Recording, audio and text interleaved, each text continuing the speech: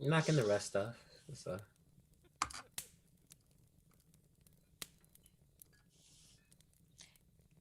So should we all do a soundtrack check? Can we?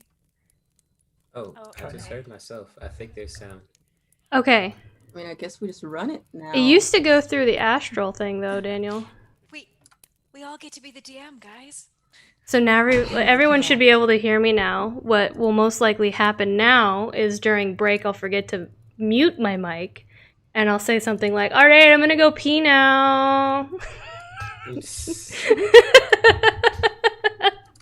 Just like on the Christmas charity live stream. It'll be beautiful. But did that happen? Yes. Yeah, they heard like half of our break. Yeah, everyone was like, "All right, guys, we gotta go pee now." You have 10 minutes, hurry up. Something like that. It was hilarious. Jesus. Yeah, it was beautiful. It was perfect. All right, we're here. Yeah, we were slightly late trying to fix some mic issues, which didn't get fixed, but now they're fixed, but sort of not fixed, but still fixed a little bit. So, welcome back to Fate's End, everybody. We missed you all. We hope you all had an amazing holiday break. We had a nice holiday ourselves, and we enjoyed kind of spending that week with our families, of course. I will be a tail weaver for the evening, for those of you who have not watched our show before. First things first, as you can see, Lorelei and Roaring Bear are not with us this evening. We are very disheartened to share that they will no longer be in Fate's End. Life has kind of taken them in a different direction, and the entire cast here, we loved having them on the show, and we love their contributions to our humble little stream story, and we all wish them the best. So we're going to miss them, and we've loved the story that they've helped create thus far, and we did want to say that to you all. That being said, we do have 2 new cast members that will be joining us on the show. We have Deanna from our Twisted Veil show. That's our Tuesday show, Through the Breach Malifaux campaign. She will be joining us, and if you guys watch that show, she is an absolute delight. You guys are going to love her. And I've been working on her character with her, and yeah, very exciting, very exciting. We will also be bringing in Christian Hatcher, which is our dear beloved Brandon Hatcher's cousin. He played in an episode on Iron Valor as a guest, and he will be joining us as well. I believe he is a theater major, right? Is that correct? I want to make sure I reference that correctly. He's very talented as well. I actually just received his monologue. I can't wait to share it with you guys. You guys are going to love it. So we are very excited about them joining us. We think you are all going to fall in love with them. If you don't follow us on Twitter or Instagram, make sure to follow us, because we are also going to be giving out sneak peeks to their characters with their portraits and, more importantly, the cards that they drew. So watch us on social media for that, as well as their teaser introduction before they get into the campaign. We're very excited about that. The other thing that I want to definitely point out, Daniel had a birthday the 26th. And so we want to send him some love from chat, of course.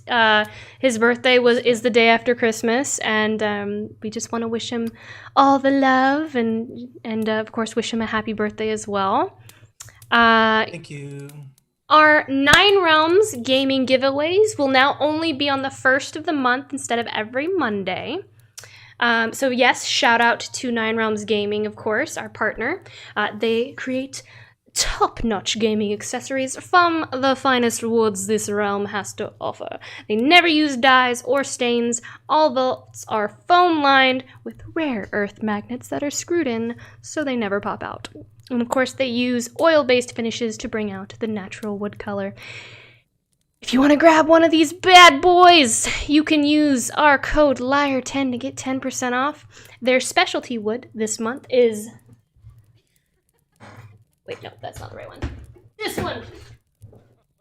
Babinga. Oof, oof, look at that grain. It's so beautiful.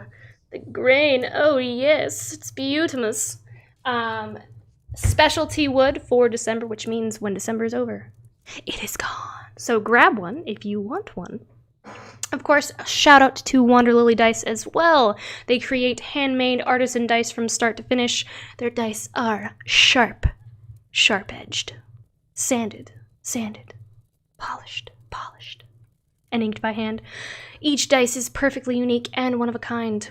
And we give away sets of their dice Wednesdays on Iron Valor, which is at 7:30 p.m. Central Standard Time. You can grab some of their gorgeous one-of-a-kind dice at their website using our code InkandLyre10 to save 10% off your purchase.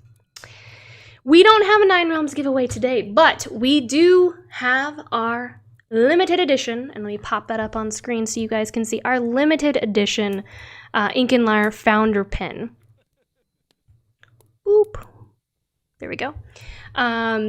We have, I think we only have like 5 of these left, maybe 5 or 6. We're running out, and once they're gone, they're gone. We're not making any more. These are limited edition. They're signed by Daniel and I, the artist and the humble artist and bard of Ink and Lyre. And if you want one, you best enter, because once they're gone, they are gone. You have to be a follower to enter. I'm gonna go ahead and I'm gonna open up the giveaway now. If you would like to enter, please use the command LOOT, which is !LOOT. We will announce the winner at the end of our break. Again, you must be a follower to enter. Just one last note, no Twisted Veil tomorrow. A few of our Twisted Veil cast members are actually sick with COVID. So please keep them in your thoughts, and we all wish them a very speedy recovery. And we hope to continue our Twisted Veil campaign the following Tuesday. Other than that, the time has come. Let us draw our cards for tonight's episode of Fate's End.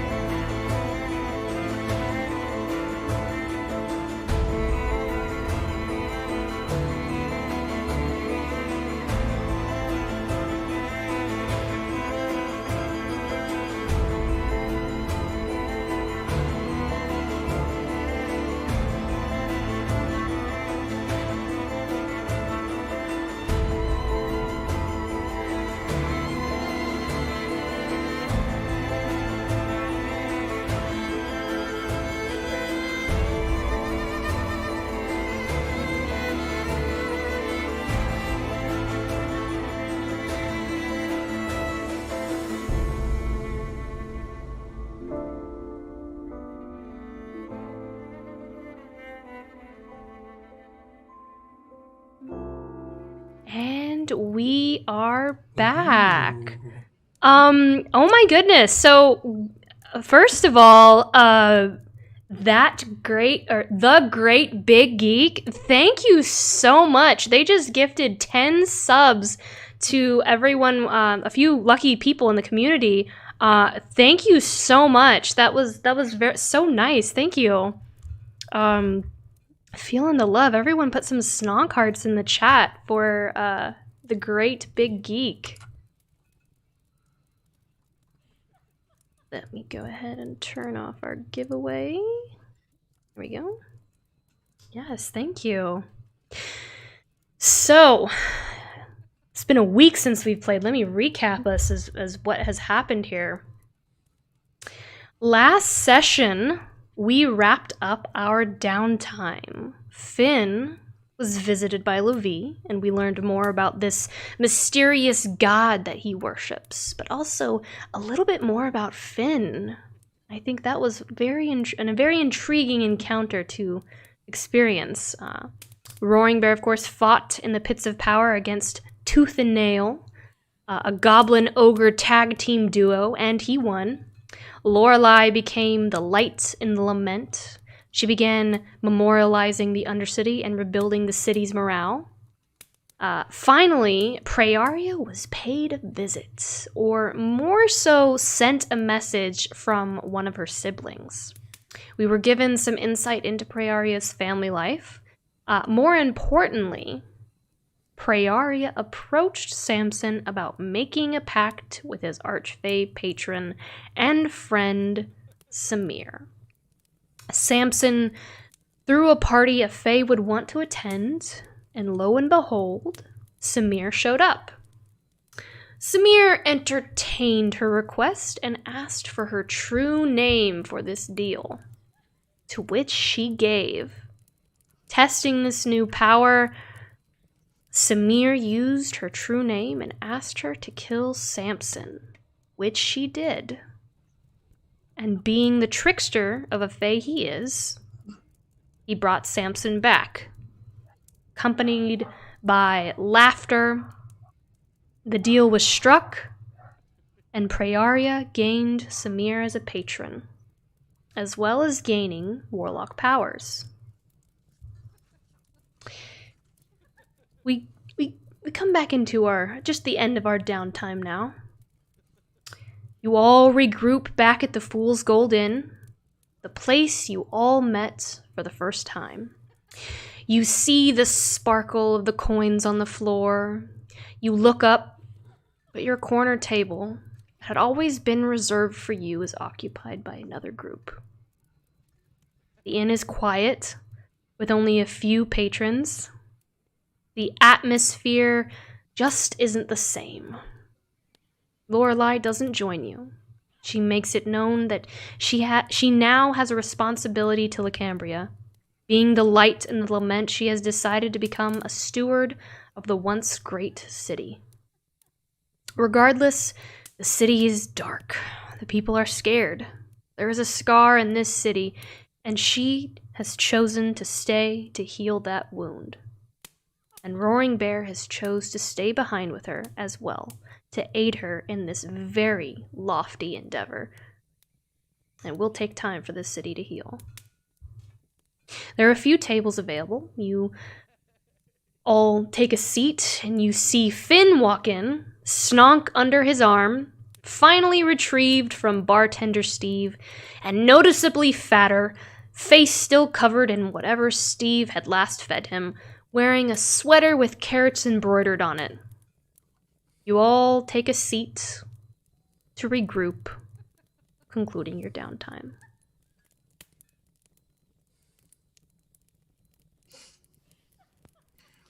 Just to be clear, does Finn have a sweater or Snock have a sweater? Snonk is wearing... Knitted with carrots. Snonk is wearing a sweater with carrots knitted on them. Come on, Steve. You didn't knit me a matching sweater. Right? I mean, he had like 4 weeks. He could have done it. Right? I What's only have she- one outfit.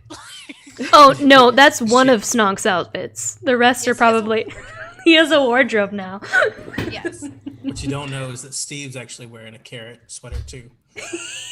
Yeah, Steve's the one with the Trying sweater. to assert dominance. Steve is the one with the sweater. And Snonk is just like... wah. Like he's not amused.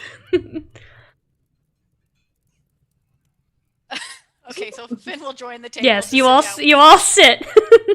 How big is Snog now? Is he still like a little I piglet? have researched how long it will take for Snonk to be the gargantuan pig he will become eventually to fulfill his destiny. But he's still small. He's still small. It takes a little while. That's good. Yeah. He is fatter. Like he has Still grown. nice. I like it. Time has passed. He is fatter, but like you can still carry him under your arm. I can tell from all the pie stain on his face because he probably has like gooseberries on his face. or Yes. something. I don't know. Purple. so, Some purple smudgies. yeah. So Finn will sit down with Snog in his lap and just be like, look over to Samson and be like, do you want a sweater for Volpa? I've got like 6 of them. Steve made all of them for Snog.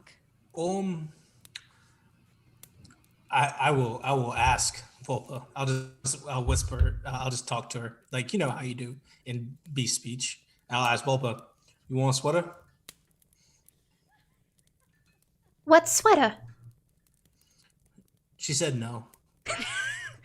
Crazy, right? Like I think that she's just okay with having, you know, just her normal coat, just coming really into it as we get further into whatever season this is. So Yeah, maybe it's like not her style or something. I don't know. definitely not. It gets caught on stuff when she runs through the bushes, you know? Probably just not Yeah. good. Not good for sneaking, like a cape. Ermir, does Umber want one? Umber would look fantastic. Yes, you know what? Finn's just gonna like take the big pink one with the heart, and he's gonna reach over and try and put it on Umber, like slip it over the knife nails. Finn's like his wings are really big. I'm gonna have to really shimmy this in. Yeah, maybe we could just cut some holes in them. Maybe. Oh yeah, his little knife hands definitely poke a couple of holes in it. Oh yeah. put it over him. He just kind Oh of god, stares is at you Steve with his gone? Can big he see eyes. this? Oh, Steve is y'all at the Fool's Gold Inn. Steve is at the Quail's Cup. Oh. Okay. So no, he can't see the So destruction no, of the sweater. he can't see the destruction of the love that he poured into those sweaters. It's got character now. It looks nice. It looks. I mean, It does. yeah.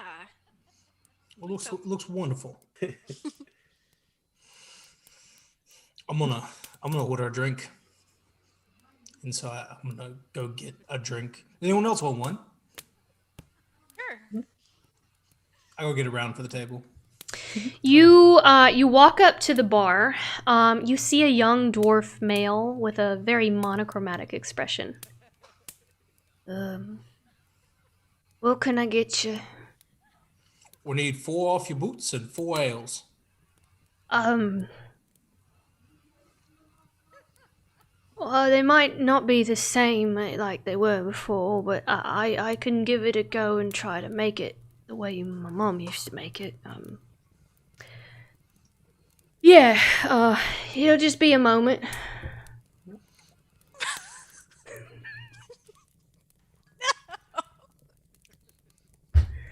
He turns We around. just got here. I swear. I was like, there's this man is obviously dealing with tragedy, and I don't want to cut open a fresh wound. Y'all need to leave La Cambria. You know, yeah. I won't force him to pour salt and retell the story. He grabs you 4 ales and what he thinks off your boots are consisted of. I'm glad Revenir didn't go get the drinks. I So mean, where's Penny?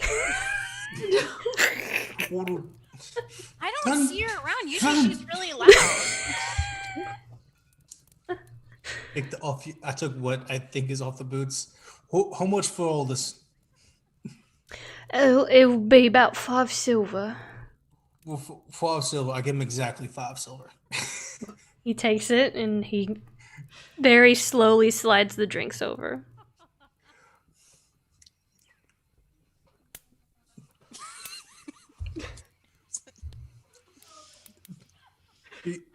Do you have a tray? Oh, Roy, I'm usually in the kitchens. I'm sorry. And he'll bend down and go underneath the cupboard and he'll pull out like a tin platter and he'll put the drinks on it and he'll go, I'm sorry. What else do you usually get with your drinks? No, that's all. You've done well, friend.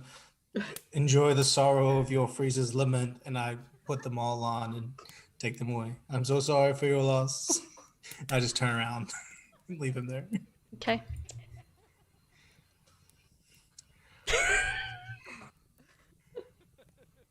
It's terrible. Yeah. So, as a new guy at the bar, we'll think that it's Penny's boy, and I don't think things go well for Penny. Oh. Priya is gonna take a drink and just chug it. Maybe we should. I got us some off the boots in her honor, and I pass them around. Does Revenir her just son? slumps down lower into his chair. Does her son know prestidigitation? You don't know.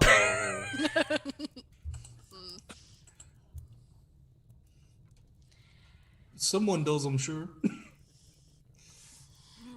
Do any else know prestidigitation? Nope. That's a hard no, man.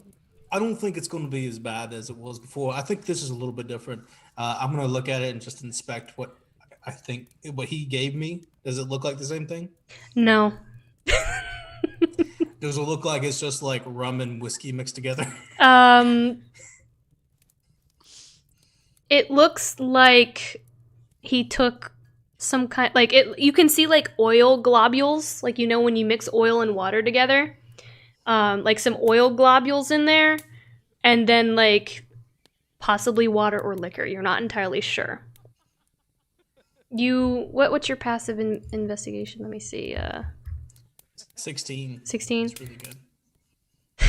You gather he probably mixed like maybe some kind of oil, possibly olive oil, and some kind of liquor. Like you smell it, and you smell like the very strong alcohol scent.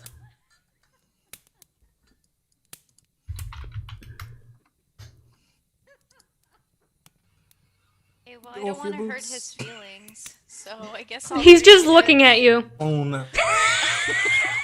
Oh no. He's just like looking at you. Sad Oh, no, puppy eyes. I hold it.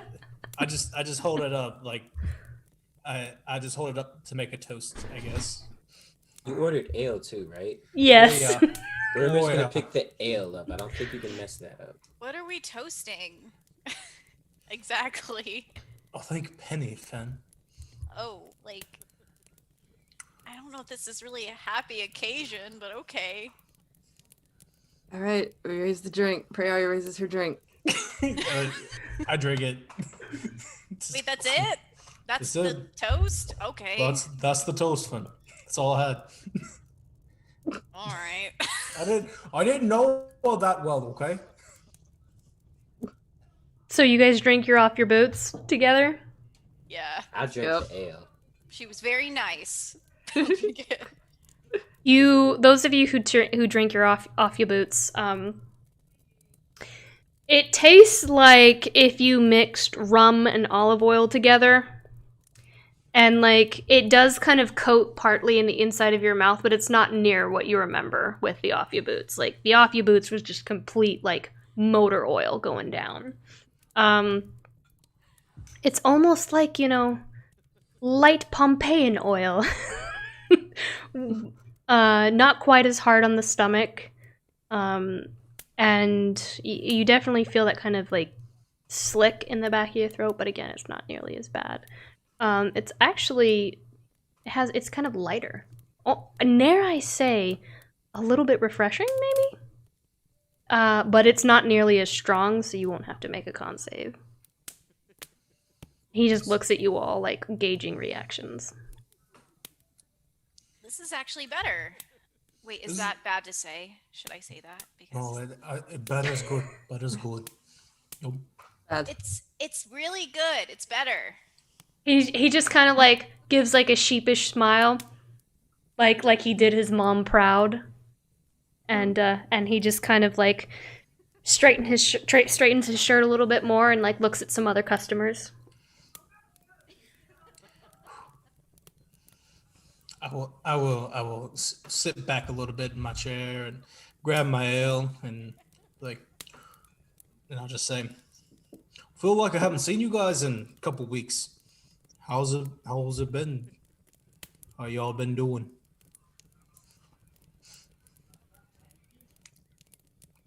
Very busy, actually. Visiting Crick and helping out at Savion's Sunrise. And totally not learning how to do other things.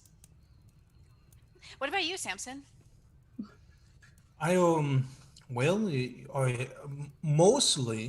Mostly me and Uri here have been hanging out, playing some chess and stuff. He's not very good, but he does his best. Then we met Prayari and we met Cassius. That was fun. I think you guys were all here for that though. And yeah, I've been just kind of hanging out. We're kind of relaxing. Oh, I won some money, gambling. That was fun for a little while. But not too much. Not too much. Pretty dead, huh? Everyone is these days. So, Ermir, how are you doing?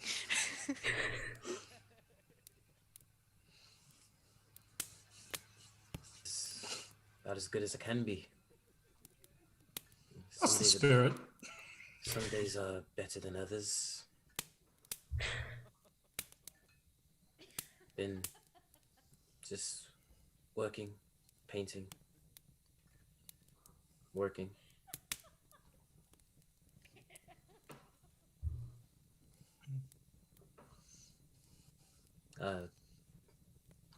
Umber's got a tail now. Sees it's like he's got it's like a chain, and it's got some little mechanical bits on the inside of it, and on the end of it is a very long, decrepit fingernail. Yeah. So that's what you mean by working. I'll try and poke the fingernail. Is it like Oh, sharp? Umber kind of It's- moves it out of the way. It's very quite dangerous poison. I wouldn't touch it if I were you. Oh. Finn just almost paralyzed himself. Off your boots. Am I I right? mean, how are you supposed to hug him if he has poison on his tail?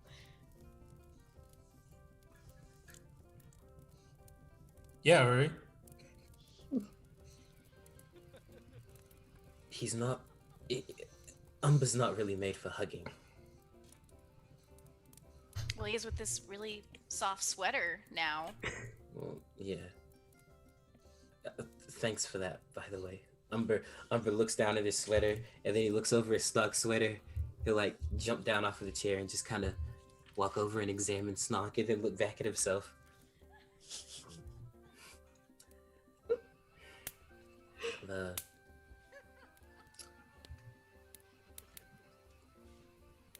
Just been trying to prepare, I guess,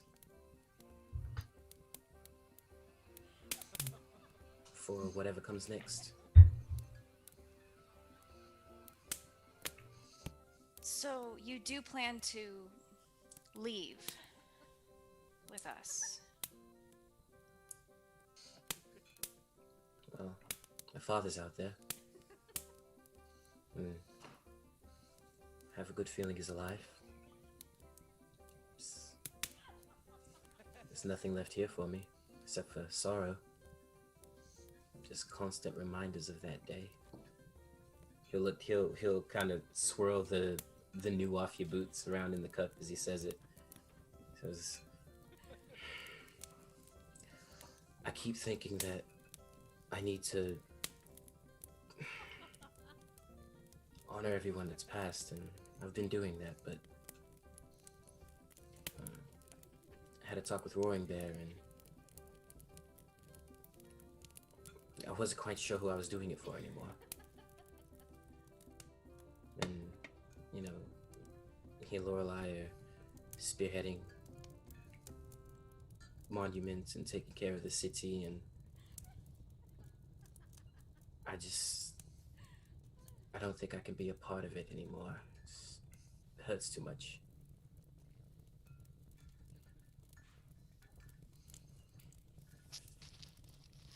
It seems like you did your part, though. I mean, you did spend a lot of time down there painting.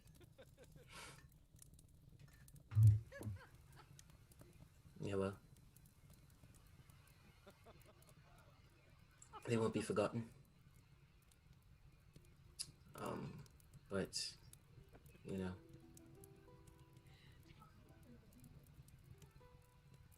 my dad's the only one I got left, and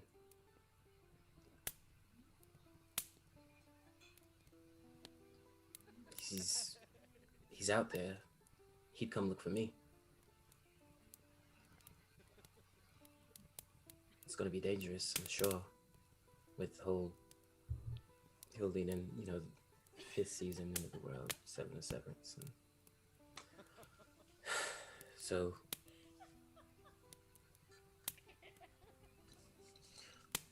just getting ready for that. Yeah, I think that I feel like that we've done everything we can do here. Well, I don't know. Hey, Priori, did you do anything in particular? I don't think I've seen you the entire time that we've been since the mother died, other than that time we saw Cassius. I don't think I've seen you at all, not even once. Was there anything you had left to resolve here before we leave? It has been quiet. Yep. Same as Mira. Prepare.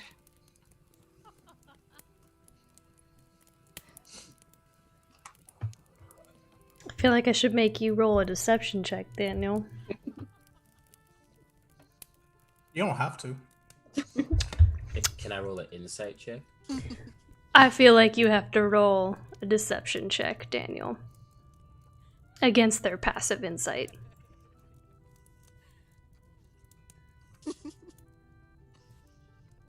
I did nothing wrong. Which will be hard to beat. Ben has a really high passive insight. Okay, well, I'm a lying ass motherfucker, so Oh my gosh, Daniel! Oh my god! so that's a 20. That's a 20? Yeah. Nobody notices. You beat me, yeah. Nobody notices.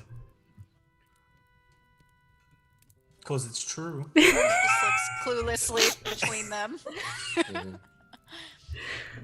Praiorie's just gonna snap for more drinks. You know, I think we've done a lot here, and I think leaving Lorelai and Rowan Bear to carry the torch around while we're gone, I think that's fine. And I think when we leave, I think the best thing that we can do is something that I think matters. It feels as though we've been, I don't want to say chosen, but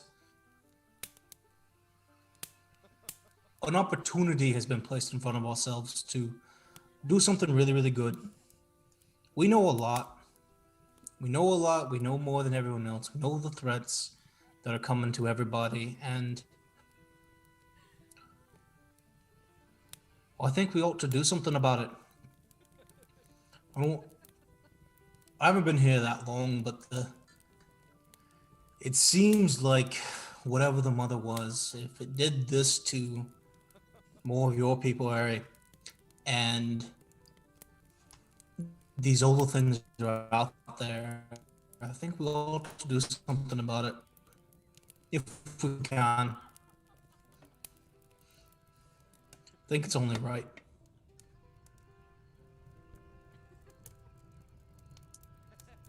I think you're right. It's only going to get worse. And we need to stop it. We stopped the first one. We can stop the other 6. Chosen. Opportunity. Pretty words for forced and burdens, but we are here. And we are what the world has.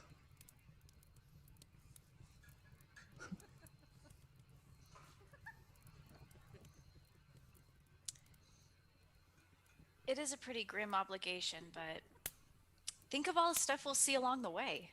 Wait. So just us? Well, Of course not. I don't think we can do it all by ourselves. I mean, we're talking about the end of the world, aren't we? that's what it is. Stopping it. We're talking about stopping it. All right. Mindset first. We're talking about Yeah. stopping the end of the world. Okay. Finn, do you know anything more about this 5th season? Is there anything more you can tell us about it? Like, what happens if we do nothing? What happens if nothing? What happens if we just let it come? What goes? Well, the prophecy's pretty vague. I mean, from what I know, the 5th season is the one that'll stop all the other seasons. So seasons are, well, I don't have to explain seasons to you. You know what seasons are. They move, they transition into one another, right? I mean, that's how it works out here, right? I mean, it's like cold, and then it's hot, and then it's warm, and then it's cold, right? I think. Okay, so Never mind. Go on. so anyway, so it just keeps doing that thing like a wheel, kind of. But the 5th season is when the wheel stops. It's when everything stops. It's decay and just, I mean, destruction of the world, because we need those seasons to keep turning. And I don't know how it's done. I don't know. Obviously, the 7 are going to bring about that, but I didn't know anything about the mother when we went into her lair. You know, I didn't know how she was going to bring that about or instigate it, but from what it sounds like, from the notes we saw down there, somebody is going around waking them up, right? And so perhaps it's dependent upon the people doing that. I mean, maybe we need to stop them in order to stop the 5th season. Yeah, let me look at what I wrote down for that. Yeah, so things are going. The Viscarth family, they're the ones going around and waking these things or summoning them with something called the catalyst, whatever that may be. I don't think we really know where one is though right now, do we? I don't think we do. Well, it's not really that important. We kind of know someone who might have an idea of what's going up next, right? Yeah, I mean, we have a lead at least, right? We know where your father might be, right, Ermir? Yeah. The Sandy City. Over in Sable. I think that's right along the way to where we know Cassius, right?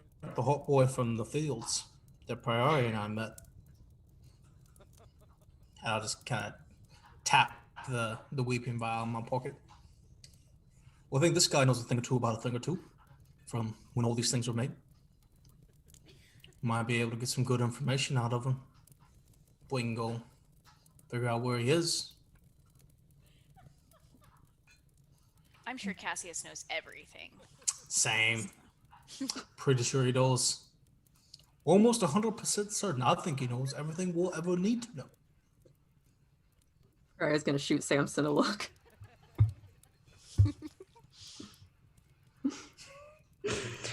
Is this another deception check? No, she's just judging him for how hot he thinks Cassius is. Oh. On a scale. I thought this was because when you guys went into the vial, he literally can't remember anything. Well, he can't remember That's everything also right. Well, not like his memories are in his other person, right? Like when his body, like he's lost to time in there. Yeah, His it's, skull. I mean, like, Figure you it can out. you can hypothesize why, of course. I mean, technically, I think that the 5th season has been a long time coming anyway, only because, you know, I need to read up more on it. I have the new Pantheon book in my bag. But, you know, when Vera fell, which was, you know, Cassius served under her, there was supposedly poison that seeped into the earth. So that might also have something to do with it. That reminds me, I have books for all of you. So he'll dig in his bag and pull out some books. Okay, all right. Samson, I have for you an animal field guide. Oh my gosh, I'm so thankful, Finn. Appreciate this. Yeah. I mean, yeah, you read, right? Sometimes. Barely. Yeah, I'm a reader. I'd like to read things. There's also pictures. Okay, Prioria, there's a book on poisons for you. Here you go. And he Thank puts you. it in front of her. And Uramir, I have this artificing book that I found on the shelf. I think it's like a introductory guide. So I don't really know how far into your studies you are with it, but you might find something useful in it. And he pushes it across the table to him. And then I have about like 10 others in my bag, but those ones are for you guys. Just Well, the thank you, Finn. That's so thoughtful of you. I figured I might as well take as much as we need since we're planning on leaving. Yeah. What kind of bag you carrying those in? Well, it's starting to get like a rip on the bottom of the bag. It's just my backpack I left with. I think I think there's some. I think there's some shelves in the old carriage that you might be able to strap them in on for our journey. That way you don't break on you. You know. Nice. Okay. Yeah, my bag has definitely taken a beating since I last left, but that'll definitely help. Oh yeah, I don't know if I mentioned it before to all of you. I have a car that we can just take with us when we drive, so we don't have to borrow horses or anything like that. Like, It's really cool. like car? What is What's a car? Yup. It's a car. What is? What's a car? It's a car. It's a Maserati. Sounds like a spell. Ferrari's given up understanding what Samson says. She's just gonna start reading her book. I'm not really from here, you know. So it's a car. As you all are having this conversation, you see Kaya Reed enter the tavern, and she just kind of scans the room, and when she sees you, she walks over to you. I was looking for you. I was hoping to catch you. There was some talk that you might be leaving. Aye. Heading over to Revenir's funeral. Down in Saltstone. Are you heading that way too? No. I have so very much left to do here, of course. But I did want to have a word with you before you left. May I have a seat with you all? Flip a check. Push out a chair for her. She pulls a chair over to your table, and she has a seat.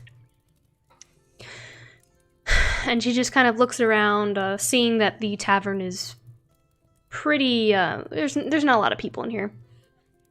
She just kind of leans in and she goes, "This fight is a delicate one. You know to which I speak. We cannot risk panic. I have been talking with some of my advisors. You will need the aid of the Sparrowhawks. Our resources here in the Cambria, as you know, are quite drained, but we do have outside resources across Aroria, and some in Acacia as well. Having access to these will be of great aid to you. I have a recruit out east now. Minor scouting work, but I've sent word for him, and he will await your arrival at the Wandering Walnut Inn.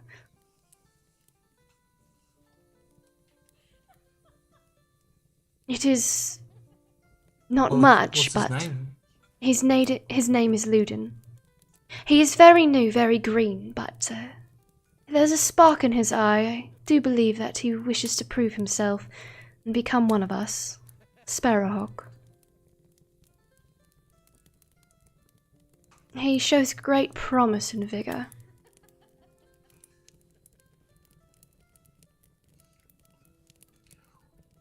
Thank you. I'm gonna need all the help we can get. I have a good This does seem feeling. Right up your, Go ahead. this does seem right up your alley.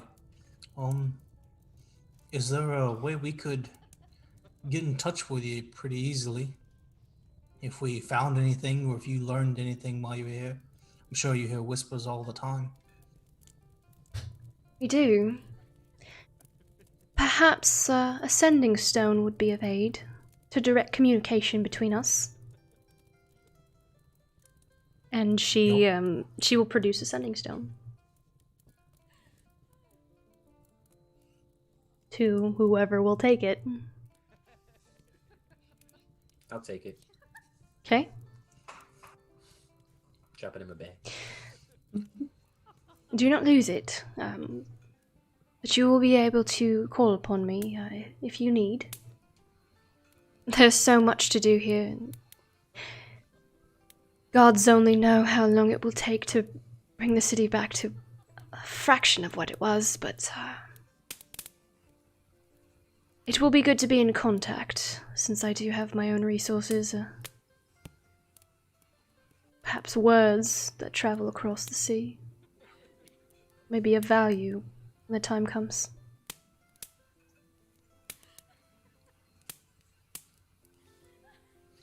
I think that we're on one accord on this, Kaya.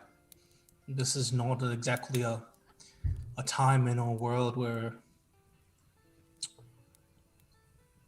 there's certainly a little chaos amongst the people right now, and I fear it will be a tumultuous time here in the Cambria. If you need us for anything, you should call, because I know it's not always easy to get things done, politically speaking. But no, we're here to help. Should you need anything, and if you're there for us, we'll be there for you.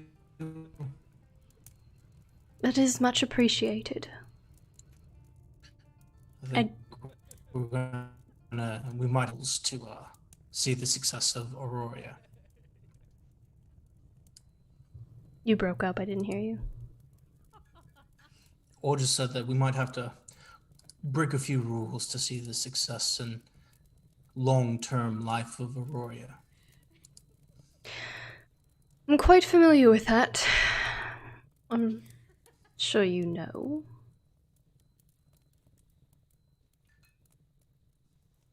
Sparrowhawks, we do have to bend the rules occasionally. She just kind of winks. Oh, she will be leaving. I forgot. She is going to be at the funeral. I misspoke there. She would definitely go to Revenir's funeral.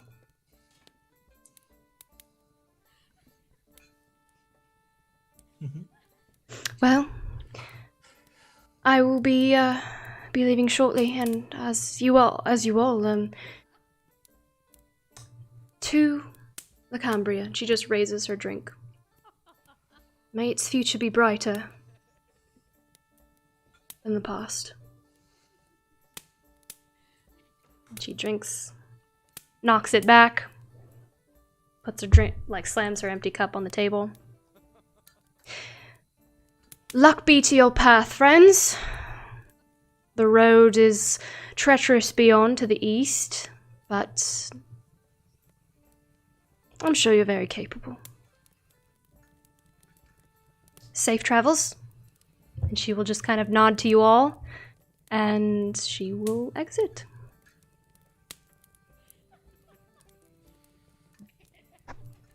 Always liked her.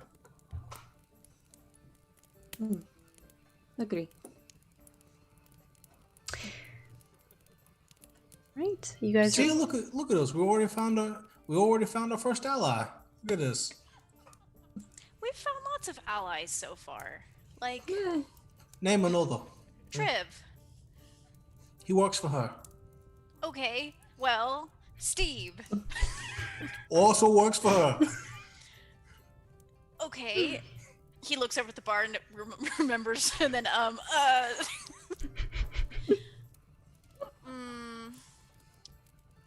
Mike is not our ally anymore either. Well, no, I don't think he is. I'm sure we have plenty others as well that we will meet at the funeral. which, Benjamin? by Who? Mossy! Mossy? Yeah! Mossy. Mossy's our ally. Crick! Crick. Yes, these are all good friends. I only had to name one, so there. I know. You did it. You did it. You did it, Finn. Now I have been defeated. That's right. Speaking of funerals, is there anything I need to know about funerals? Like, we are going there soon, right? I mean, I know there's going to be Revenir, who is going to be there, but, you know, and people are going to be going there to, they don't go there to see her, do they? Like, see her. Like, you know. I have a follow-up insight check to make. Does it seem that Finn has never been to a funeral, or that people don't die where he's from? I mean, it would be assumed that he's never been to one.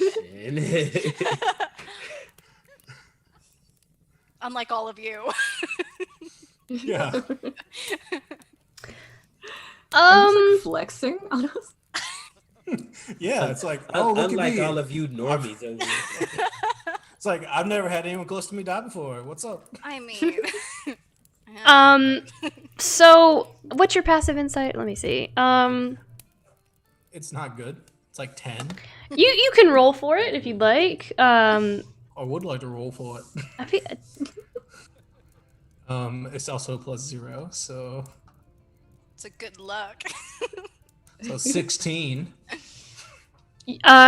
you get the sense that Finn has never been to a funeral before.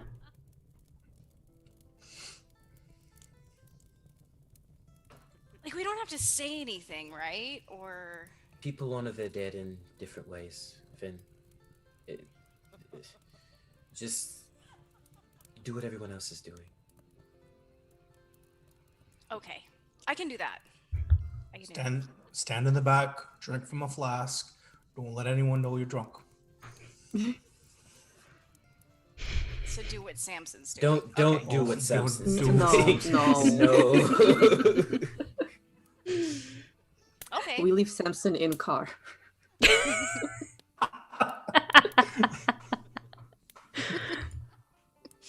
Okay, well that's good to know. I just wanted to make sure that there wasn't anything that like customary that we need to know for going. Sometimes you get to see the body, but Really? there might be a lot of people here. If that's the case, you probably won't. No one knew that we knew her like we do, so we'll just be part of the crowd, right? Probably.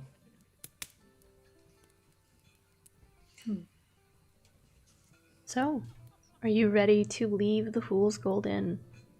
Begin your journey. Ready as we'll ever be. Yeah, I wait. want to see that car.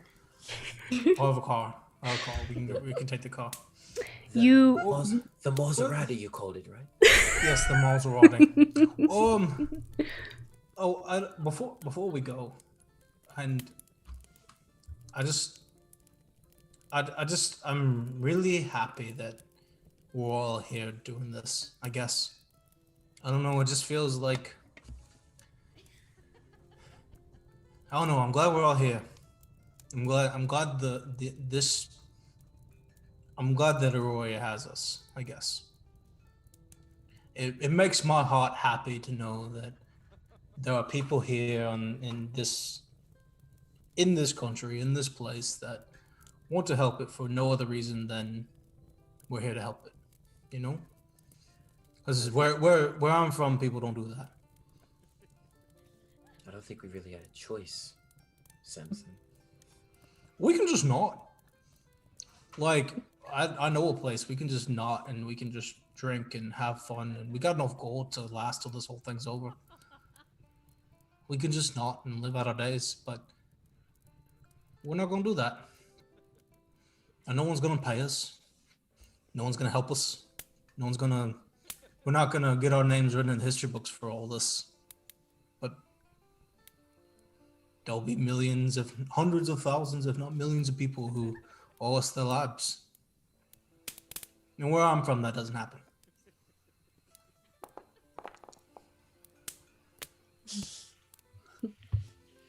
I agree, Samson. I think we're the right people for the job, and I'm glad that we're deciding to go forward to do it. I'm proud of us. Me too.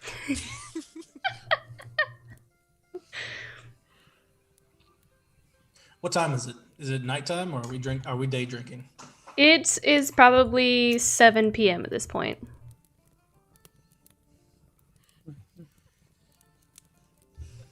Well, no time like the present.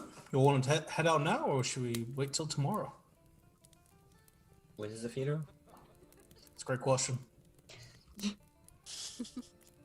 It's within the next couple days.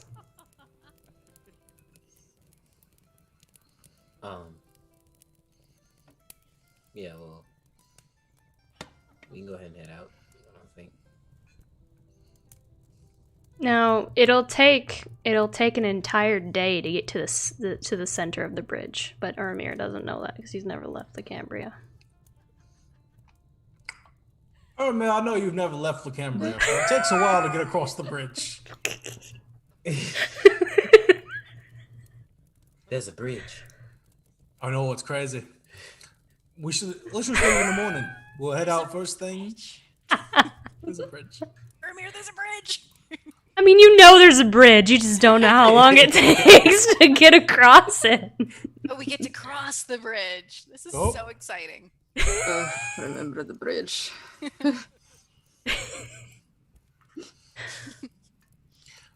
I'm gonna have a few more drinks, and before going to bed, and then get ready for tomorrow. All right, so you all take a long rest.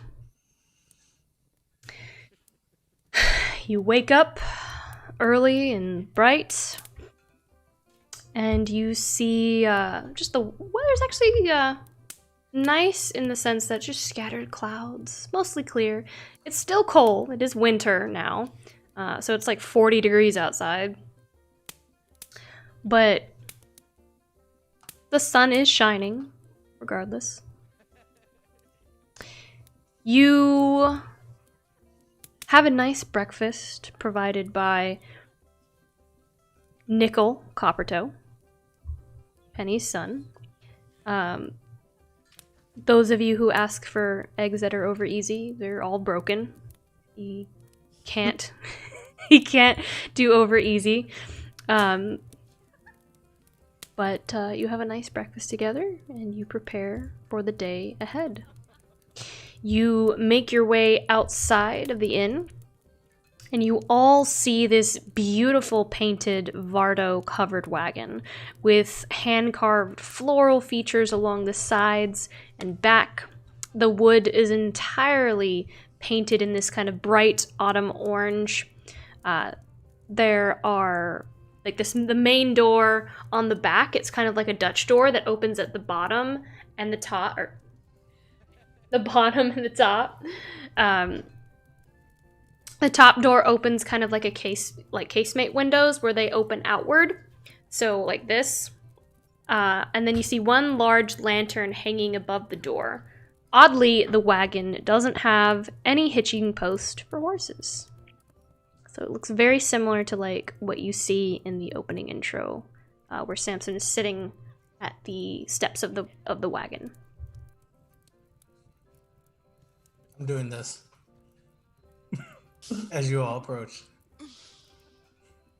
Ben, Yeah. He's packed. He's got like a bunch of bags and books and stuff. Obviously he's got his bag of holding, but he's got like some other stuff as well. He's got like 2 large sackfuls of like just raw material and books and other things that he's bringing with him. Revenir brings his whole house. Basically. This is everything you own there, then. Okay. Okay. Not everything, just the essentials. We'll leave room for Finn's books. Goodness. Prairie is very interested in how big this thing is on the inside. So Finn's gonna launch forward and just like, wow, he's gonna like touch the carvings and he's going to just like run his hand along the paint. Samson, did you carve and paint all of this yourself? All of it, all on my own. Wow, It was crazy. you're so talented. Make a you. deception check, I don't know, Daniel. I already know that's a lie. Yeah. Natural Pretty one. much. You definitely know that he's lying. Oh yeah, all on my own for sure. Sounds about right. Yeah, that went without saying. Well, it's very beautiful. You should teach me how to paint sometime. Finn, I can't do that. Actually, you know what? You can't do that.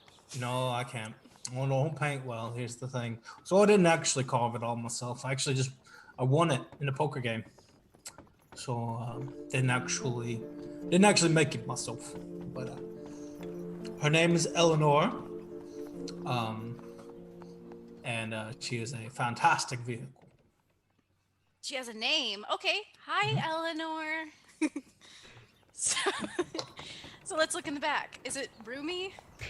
You Open it up. you open up the doors into the back of the wagon, and it's just as elaborate inside as it is on the outside. You see kind of like a shotgun kitchen where there are kind of like counters that go back, and you see like a nice sitting area in the back with like a glass window that leads out to where horses would be, that can actually be pushed so that the people inside could talk to the driver, whoever's sitting. And then you see all these different like herbs hanging along the ceiling, some rosemary, you see some dandelions kind of hanging as well, some flowers that are drying upside down. You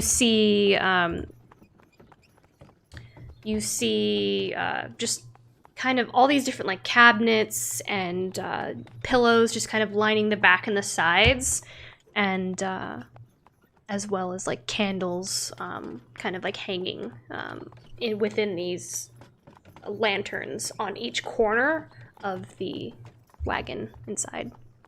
But it's carved just as beautifully in the inside on the outside. And it smells very, very smoky.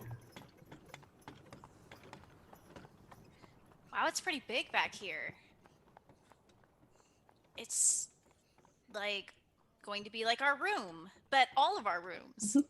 No, and I look over. It looks like there's space to hang at least 2 hammocks inside, so that you could get away from that, and then potentially have another set down underneath if it was really cramped and you need to be inside.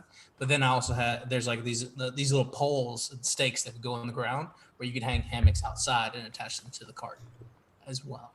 You also see a little alcove up within the roof where Volpa just kind of hops in and jumps up like a cat shelf, you know? And she just kind of curls up and just lays down and just kind of looks down at you all watching.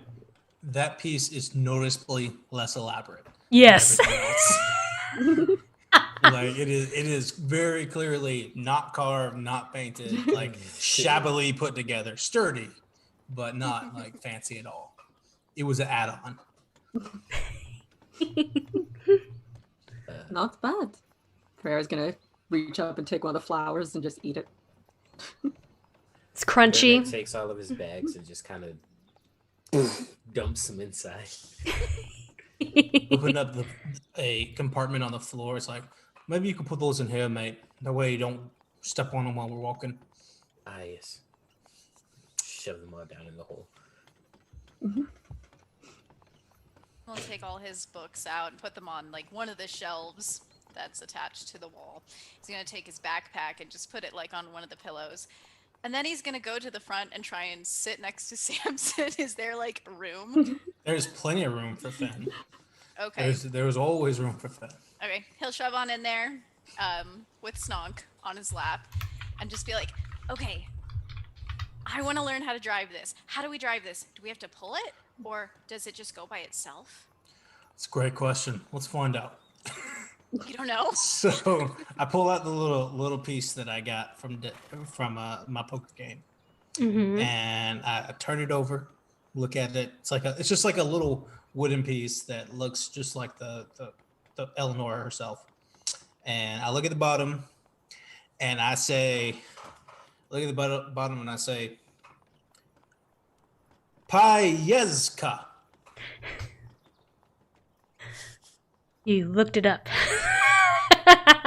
You all immediately see. I watched episode. Went back to the episode. The cart just kind of like almost like a train, where the momentum just kind of like shotguns it back just slightly. It doesn't hurt or anything. It just kind of, you can feel something kind of pulse through it for a moment, and it begins to move.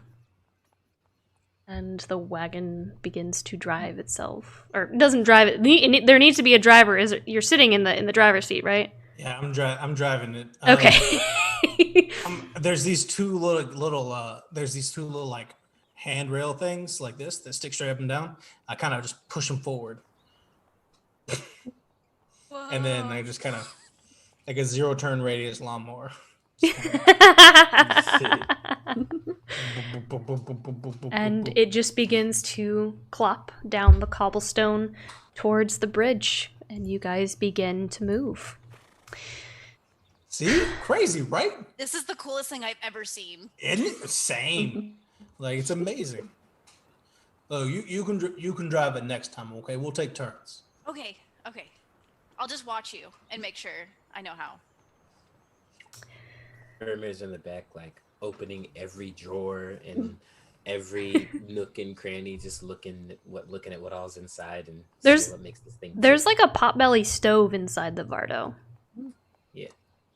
Dope. It's a nice Vardo. There are cabinets and drawers and seating areas and Potbelly stove. You mean a mini forge? yes. You do find, like, under one of the benches, there is a particular drawer that when you pull on it, it's locked. That one's locked and none of the rest of them are. He will examine it. Is it locked by magic or is there like a lock on it? There's a lock on it. I'm not a rogue. I can't fix that. It's also mine. All right. Looking around. Roomy. What's yours is ours now, Samson, and what's ours is yours. Well, yeah, I guess, you know what? I feel like I'm getting the shot from the situation. Because I got the car and you guys brought storage. So, And ourselves. Yeah. Okay. You see Snonk kind of trot in, and like he like in the far back, it's long enough for at least one person to sleep. It's like bed size. And Snonk will just kind of trot up to it, and he'll just kind of like stand up on his hind legs and attempt to get on it, but like he'll be like he can't reach it. He's trying to get into the other He's side trying of to the get wagon. he's trying to get onto the bed on the backside wall, which it doubles as a bed and like a sitting area. He wants to get on it. and I Umbra flies swear, over and tries to help him. Like, grabs a bit, like starts flapping his little Yeah. sheet wings. Yes, he'll start running midair like he's doing it himself, but you're helping him, you know? And you'll just kind of like put him on the plush bed area, and he'll just kind of like flatten himself out, like sprawl his arms out, and he'll just kind of like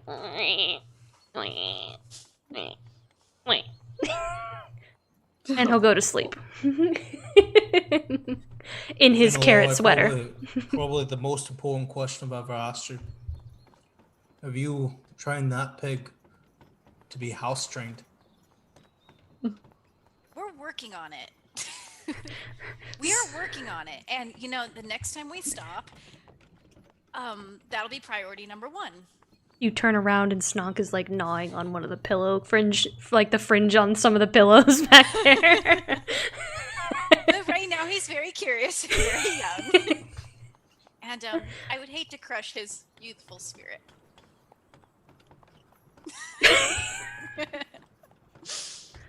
I drive the cart. A little faster. What you don't realize is that's Snonk's bed now. He has the most luxurious bed. The biggest one. The biggest, most luxurious, most plush bed. He took Samson's bed. He did. He took Samson's bed. Volpa just kind of looks down and like watches. Like her face darts between Samson to Snonk, like almost as if you could read her mind. She's like, "Are you gonna let this happen? Really? Okay, okay, okay." It's like, you didn't let me sleep on the bed. Fine. I just got the shelf up here. I know. I have a shelf. Wolpa's got her You have a own. pillow up there? Yeah, she got a pillow. Yeah, she Like, does. She's comfortable as. Okay. I mean, Like, it's the best. it's like cats, you know? Like they have a bed. They don't care.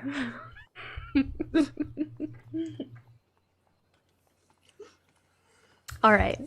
Yeah, I drive Clara's us- gonna take I- some of the pillows and just put them on the floor. I drive us over to Andrin's Bridge. You I drive. cross it if I can. Your journey begins along Andrin's Bridge. Usually, I don't know where I was going with that. You stop at the kind of gateway. They've regained some sort of semblance of order now. You had heard rumors in the past when everything first went down, when that people were just kind of bulldozing past and the gateway and weren't paying the fee. There's typically a fee to cross this bridge. It is a massive bridge in the same way that tolls are used to pay off bridges. This is basically a toll. So you can see as you kind of approach that, like, the gateway, the metal is just completely bent backwards, and they've kind of makeshift put together. It almost looks like those like trench spikes to kind of like divide the space again.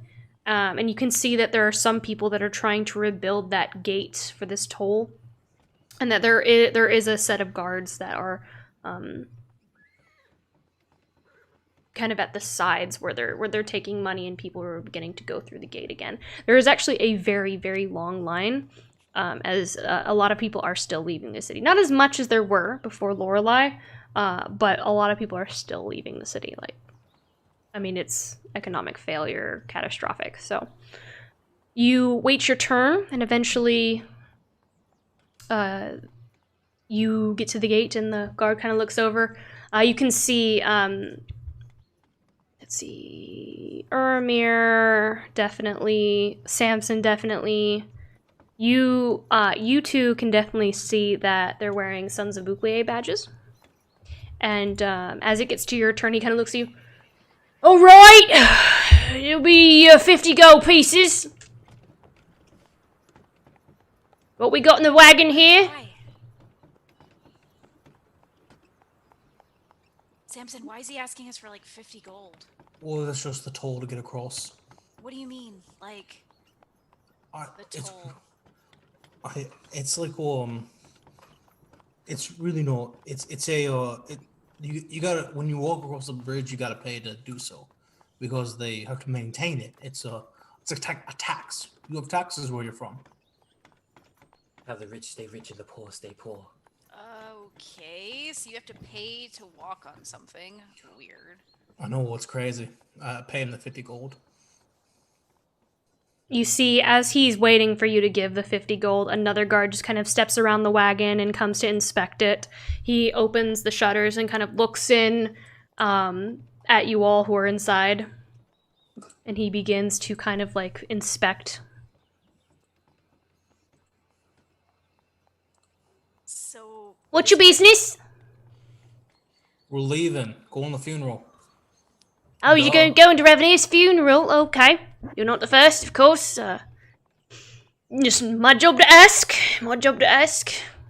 My job to answer. Let's go. That's the, well, he's actually talking to the people in the wagon. They're the other guard. All right. 50 gold?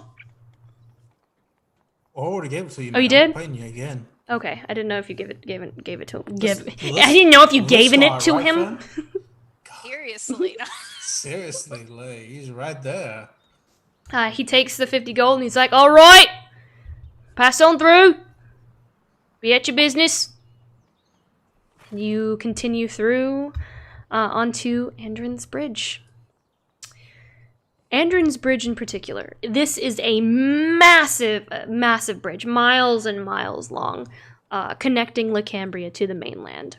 This bridge is almost a city in itself, with inns and shops kind of all along it. It takes an entire day to reach the middle of the bridge. And as you approach that kind of middle, you see this long sign with a gull kind of dipping down into the water with a fish in his bill, and the sign reads, "The Gippy Guller." As you kind of all approach about 8 o'clock. Gippy Gola, hon. That's a funny name. I bet they got some good seafood. Maybe. There's like a fish up there. So. Context clues would say. There's also a whole bunch of good water around here. We're just saying. Hey, you guys want some seafood? Or should we keep going? Barry has been asleep like this entire time. Yeah, I could go for some food. Food. Okay. I will find a spot to park Eleanor. You park Eleanor like a horse. The other horses just kind of look at the wagon without horses, and just kind of like. I'm really obnoxious, so I back her into place. Oh my god! The The lantern on the back is just blinks like beep, beep, beep. I back it into the spot. Of course, wherever you take this is not an inconspicuous vehicle because it's magically powered. So people just kind of like watching you back this beautifully decorated horseless wagon in front of the inn. Boop, boop. Lock it up. Lock it up. You all enter the Gippy Guller, and the inside, it's very nautical. You see fishnets hanging from the ceiling. You see kind of like those wooden box crab traps. You see those kind of like, they almost look like stained glass orbs of like green with nets kind of around them. And you see kind of these fireflies kind of glowing. They're functioning as like nature's lantern light, and they're just kind of hanging all around. Near the inn itself is like right on the edge of the bridge, so you can see there's an area, like a deck area, that kind of goes out over the side of the bridge where people can like an inside outside kind of situation where you can either stay inside or you could kind of move to the outside and have your drinks out along the side of the bridge, kind of overlooking the ocean and the sunset. I do a lot of stretching as we approach. Okay. As you kind of enter, you see this red-haired, tall, slightly tan human woman approach you, and she's holding a platter. She looks possibly like the owner, maybe a barmaid, and she goes, "Oh, you fixing to get a drink here?" Always. All right, let me find you a table, mates. And she walks you over to, we'll be inside and out. Do you have any preference? Outside, yeah, makes sense. All right, you look like you gents have been traveling quite a bit. I'm sure the fresh air do you some good. And she'll walk you over to just a nice table kind of outside on this patio area. You'll sit down and she'll be like, "Oh, so, what can I get you?" We have a gully brine ceviche, a roast pheasant in oyster sauce, and our specialty cranberry cider. Best in the winter. It's our winter ale. I'll take a cranberry cider. All right. Please. Now pop a good berry.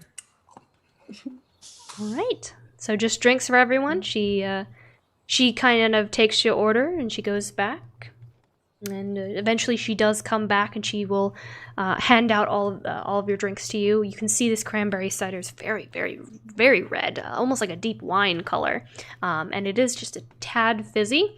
And she just is passing out your drinks. She's like, "So, you all heading over to that funeral, or are you fleeing Cambria too?" Both. We're doing both. Yes. We're going to the funeral and we're leaving Cambria. Oh, so do y'all know what happened in there? I've heard plenty of stories. I heard that a mad wizard cast a fog across all Cambria, and it all of it touched, dropped dead like flies. Says he's still on the loose. Heard another, that the city could have been swallowed whole, but Revenir sacrificed herself to keep it from sinking to the bottom of the sea. I heard that one too. So? Is any of it true? Or do you know what really happened? Oh, well, who knows? So many rumors. All the rumors. I mean, you've got to have some kind of story. Revenir definitely did sacrifice herself for the city. That sounds like Revenir. Yeah. You know, I guess the fog kind of sounds... That sounds like a story that could have happened. Definitely. so you don't know? Well, how would we possibly know? You know, Well, you were there. You're leaving the Cambria. you hear stories. Now there was fog the night that everything happened. And That lots is of dead true. people. Yep. There was a This full night- moon, too. Do you know how things happen on the full moon? No, tell us. Well, you know. Lunar tides, werewolves, things that go crack in the night. She kind of lowers her voice. You have wolf? Werewolves? What? Vampires. In La Cambria. Well, maybe not the kind. I'm just saying, full moons tend to draw all kinds of mystical, dark, and sometimes magical things. You serve food here, right? Or just drinks? Yes, I said we have a gully brine ceviche and a roast pheasant in oyster sauce. I'll take a pheasant. No wolf, though. Wolf. No, no. No. I She's pass. disappointed. You. Ooh. I pass I pass Ermir Goodberry. Prior, do you eat wolves where you're from? Yes. Quite What? good. Really? No, I've never had a wolf. What's them taste like? It's very gamey. Was this? I thought you She's were not going to sure get what his it pheasant. is. Oh, I'm so sorry. his pheasant. I'm so sorry. I will go get your food now. She's really nice. I like her. Yeah, me too. What was her name? I forget. Y'all never asked what her name was. We're the wolves people. Ermir, did Got you a hear lot that? to deal with. There's like a reputation about the full moon, and I mean, what do you think? Yeah, Moon Man. No. I'm not a werewolf. Yeah. He's very uncomfortable talking about all of this. They think I'm a mad wizard that cast a fog on the city.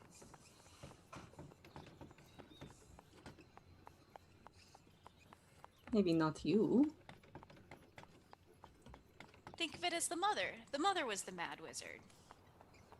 I mean, she's the one that did it all, right? It's a stupid story anyway. Not a very good rumor. Not a very good one. We should start a new one. Oh, yeah, so do we tell her when she gets back? Yes. Let's start a new one. She eventually. No, hold on. We gotta figure out a story first. Okay. What are we gonna tell her? Well, obviously we gotta make you out to be the hero. It's true.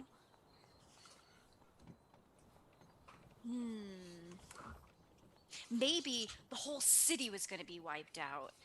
But Which then, it was. right?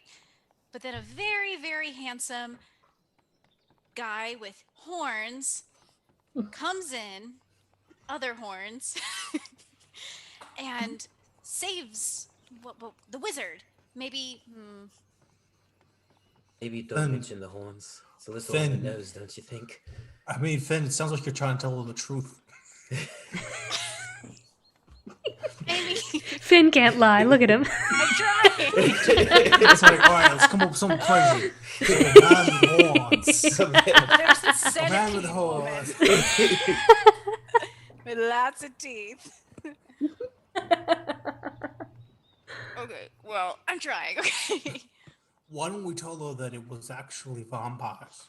And they're the ones that got over there. But all these people had been actually turned into vampires. And a handsome man with the face of the moon went over there and he killed the main vampire. And unfortunately, the rest of them died. Sounds more like the Truth and Finn story. Why face moon? Because the man in the moon, Prioria. Man in... It's With rock. horns. With horns. No horns, Finn! Okay. All right, fine. I'm just trying to give Ermir some credit, you know? I don't want credit. Let's just drop it. No rumors? No rumors. Okay.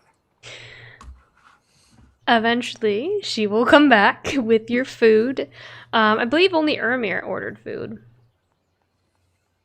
A roast pheasant in oyster sauce. It smells a little bit briny. You can smell that kind of seafoody, salty brine scent coming from the pheasant, as well as that kind of gamey hen, like Cornish hen type smell. She lays it before you. And she'll just kind of like take her tray after laying it down, and she'll just kind of sit next to y'all, and she goes, "So I know more. If you're willing to tell me something." Tell us something. You first. I feel like I've told a plenty, and I'm in the business of hearing stories as well. It's how I get my own stories. So there's vampires. Okay, no, not that. There were vampires in the city. No. Yes, so here's the thing. We heard that the bloke who died over in Goldspire was actually killed by a vampire. Was he really? Yes. So it wasn't whatever crazy thing happened in the Cambria that killed him? No, completely separate, away from all of this. That Completely is- different thing. That is interesting. That is very interesting. I thought so too. And he had the face of a moon. Yes. He had the face. Oh, very round head, I'm sure. Very bulbous, maybe. Yes.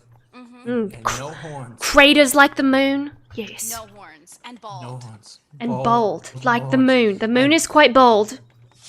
Yep. Finn's gonna look over at Ermir and wink.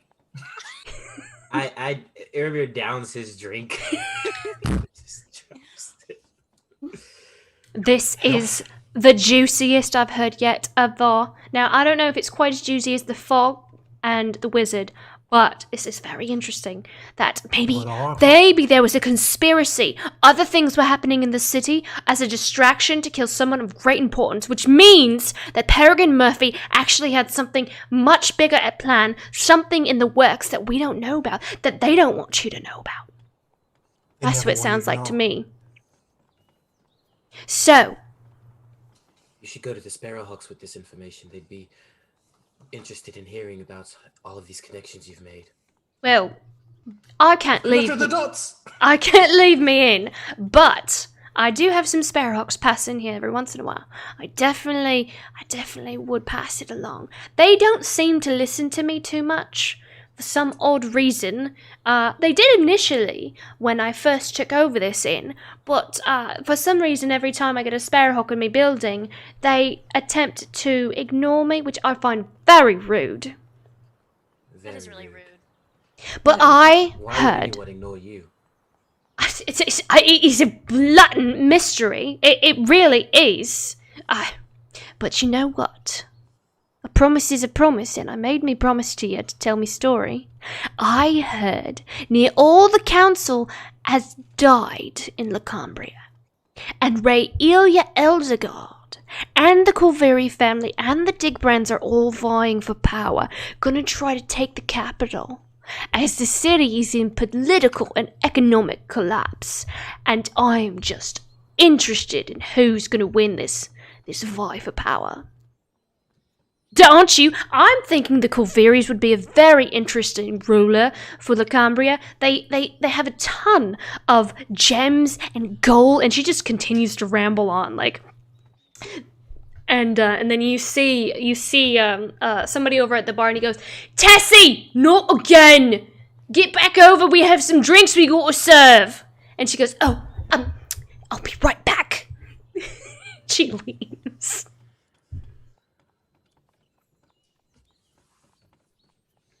So do you think that's true? Varies. Vying for power. I think it could be. Makes sense.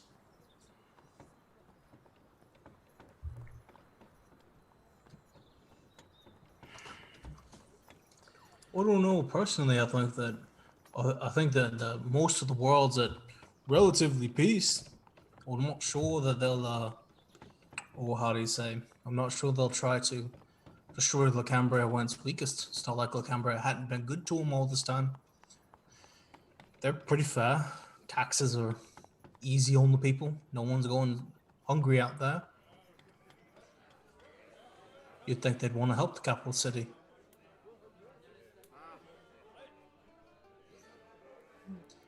Power makes people do strange things. I mean, I'm sure they'll get help, right? Like you said, like, there's gonna be people that'll pitch in. It's hard to take Cambria, too. Like, it's an island, you know? Like, it'd be hard to get over there with a bunch of boats or even people. The only way they're going to take them is economically. Well, they could do that if there's no council, couldn't they? The council should come back on its own. It's not like it's not like everyone died. Yeah, but you saw what it was like. It's the same way Revenir got into power in the Undercity. When people get desperate, they'll take help from anywhere they can get it, regardless of what their intentions are. If things go bad, Kyle, hear about it. And she'll tell us. Maybe Kaya will get on the council. How do you get on the council? I think Kaya is on the council. Oh, is she? She is. And she's not dead, so Look that's at her, good. she's already on there. There you See? see. Look how great she's doing. Things are looking up already. Yeah. How many people were there on the council? 7, I thought. 7, right? Mm-hmm. How many are left? At least 2. Do we know how many are left? Let's see. Tredillion Skyweaver is still there. Peregrine Murphy is gone. Kaya's there. Jeff is gone. Steel Hammerjaw is gone. Eladine is still there. And Hammerjaw was the son of Buklia, right? Is that who that was? yes. Okay. Let's see. The aristocracy. The aristocrat. Aristocracy. Aristocracy. Which is Ara Rutherford. She is still there. So they got a majority still alive. 4 out of 7. And and one of those families that the chatty maid said was vying for power. Wasn't that one of the? Weren't they in the notes that we found in the mother's lair? Over there in the Corvair family, the Sables. Yeah. That's all over there. Well, those are, I mean, that could mean anything. I don't know where she heard this information. Those are the 3 largest cities on the continent. Of course it makes sense. Could be nothing, could be everything. I'm far more interested to know why Prioria is eating wolves. They're delicious. You don't? I ate my one good berry. I know, it's like he only eats good berries. They're also family units. That's really sad. So are we, and we all eat. Not each other, though. How many wolf mummies have you eaten?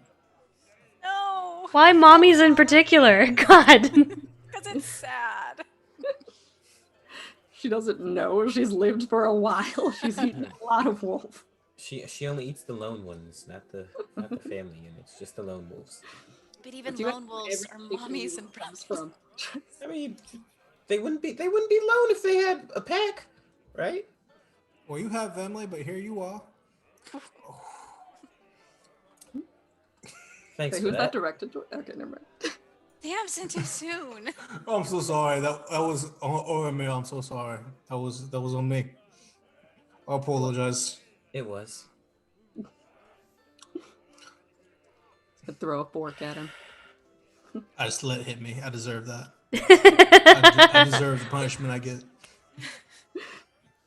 Well, aren't we all lone wolves come together in our own pack? We just got deep. Hopefully Prayaria doesn't eat one of us. Oh my god. It will be Samson first. Oh, that's for certain. Don't worry, I'm gonna teach Vin how to drive the chariot first. So excited for that. Can it So- go like really fast? Or guess. I've never tried to really open her up before. I've only had her for a little while. I haven't got it on the road yet. Let's try tomorrow. Oh yeah. We'll get going. I'd be interested to see how it works. It's a magical technological marvel. I'd be interested to know how it works too. Let me poke around in it for a bit. I can figure it out.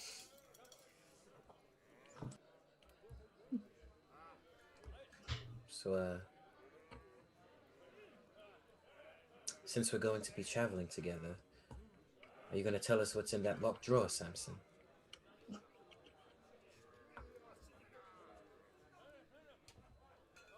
No.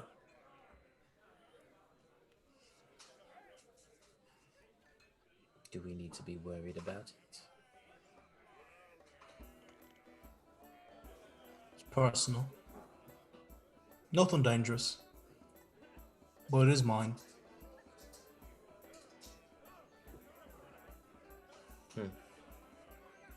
All right. Just know, the sooner we're out of here, the better. I don't like seeing the city like this.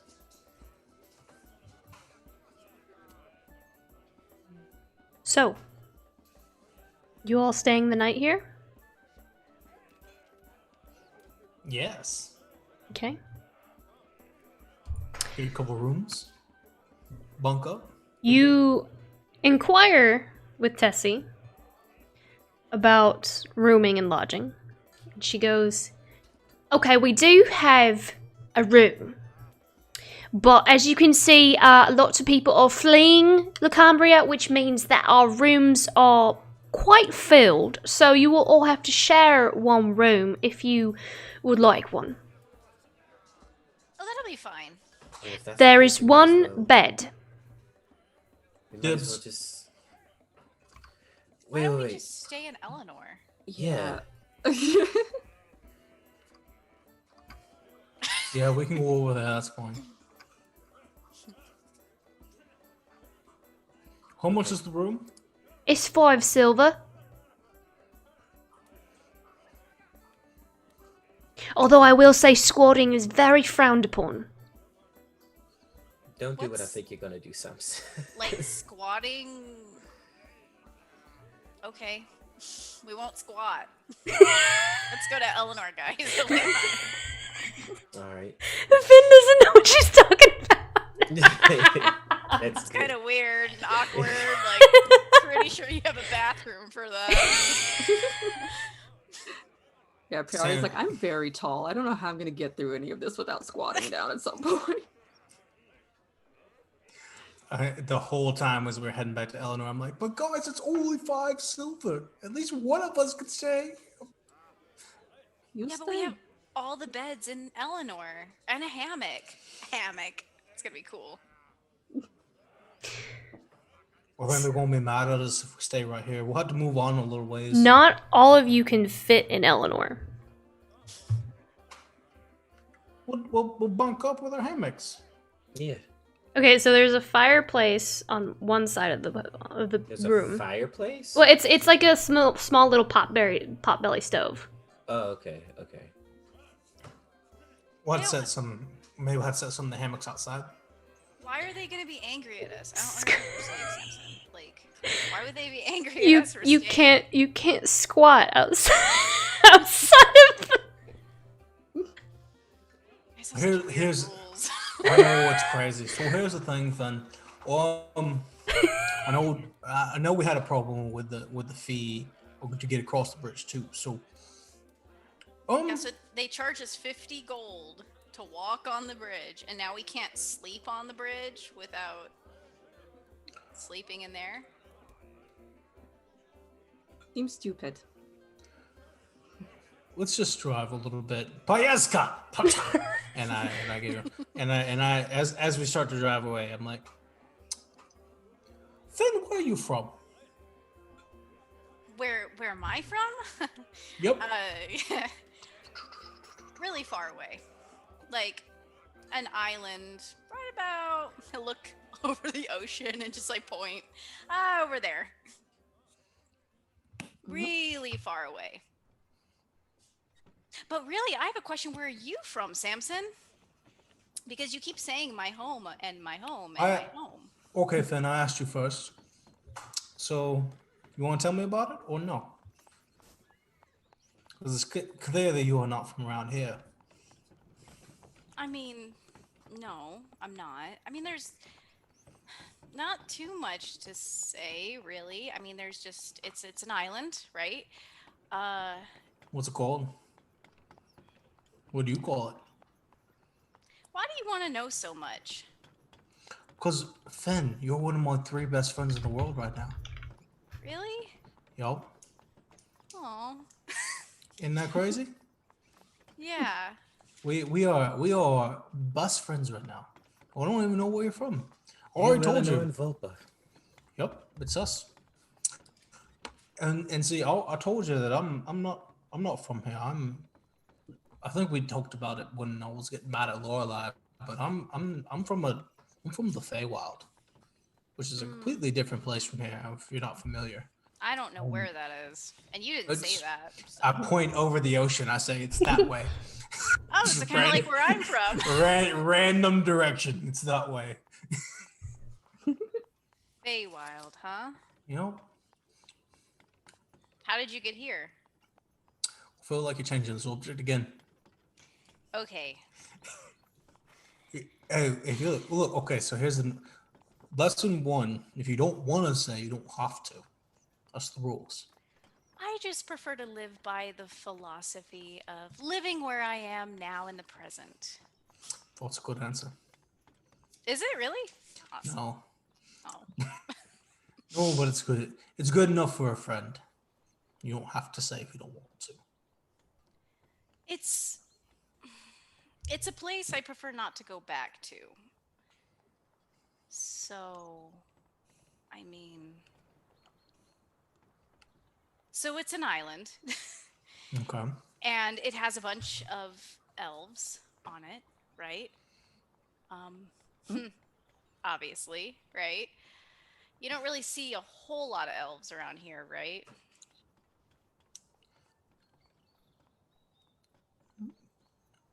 We No. got some. Yeah, some. But the elves of my kind, where I come from, they don't really like to get out much.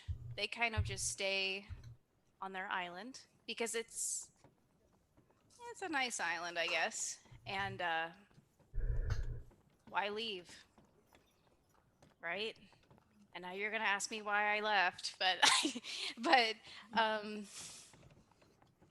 it's yeah, it's complicated.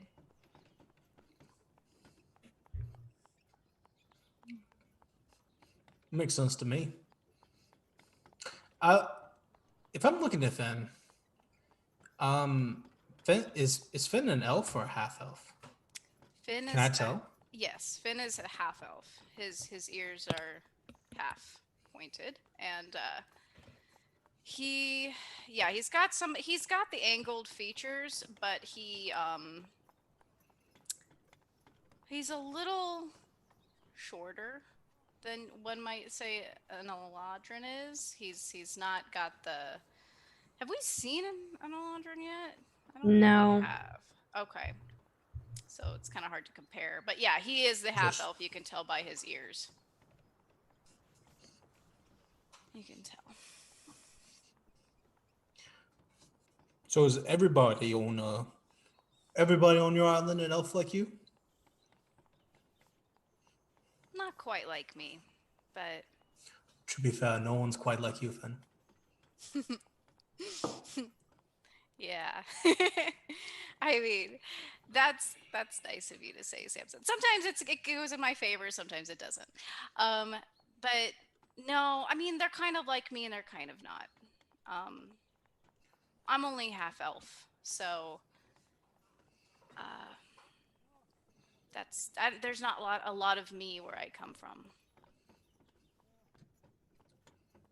So,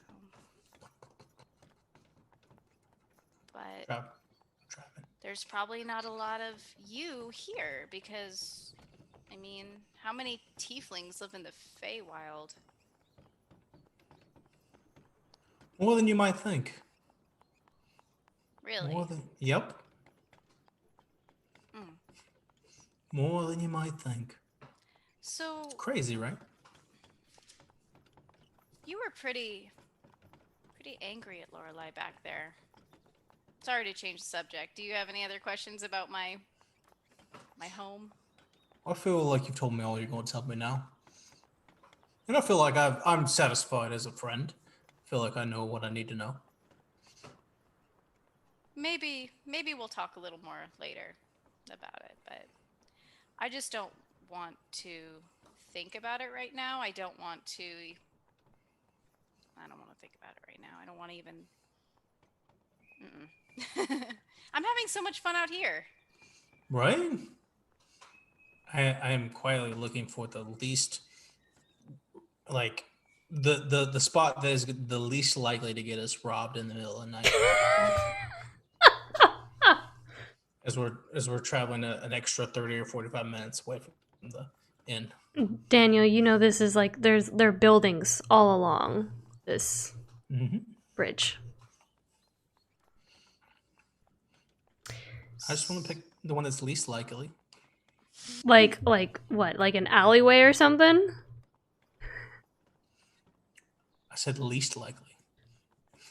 So like nicer neighborhoods along the bridge. Along the bridge. Yeah, Sorry. alleyways on a bridge. This is Alleyways. what? It's a big bridge. It's a massive bridge. How far across is it? Like not long ways, but like Miles and miles. No, like width. Oh, width-wise, I think it's like It's like 100 yards. oh, wow. like a it's football long. field's length, roughly. Yeah. Maybe a little bit wider. Mm-hmm. And so it's like a legit city. Yeah. Cool. There are Got it. buildings and shops and houses and people live on the Is it- bridge. It is How an did I not know extension that of all the of this was Cambria. here? Why would you live on a bridge? You've never had 50 gold. It's a city planning nightmare.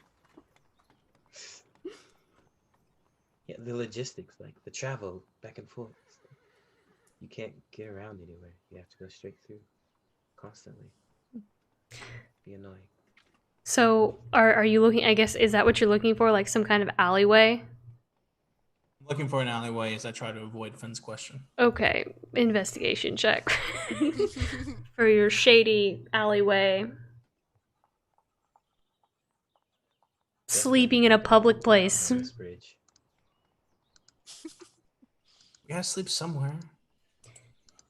I mean, you could have slept at the inn. 13. It takes you a very long time.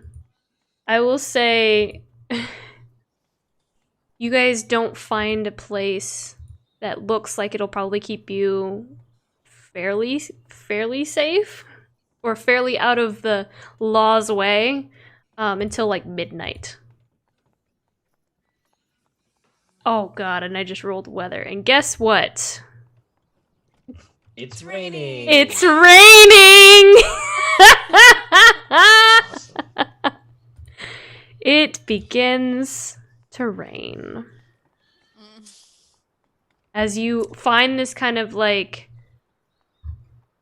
whole alleyway.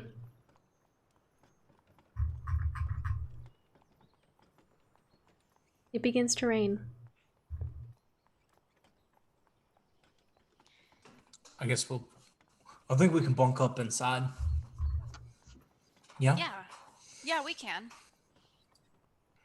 You're not gonna answer my question? Yeah, I was angry. Thank you for asking. I want to know why.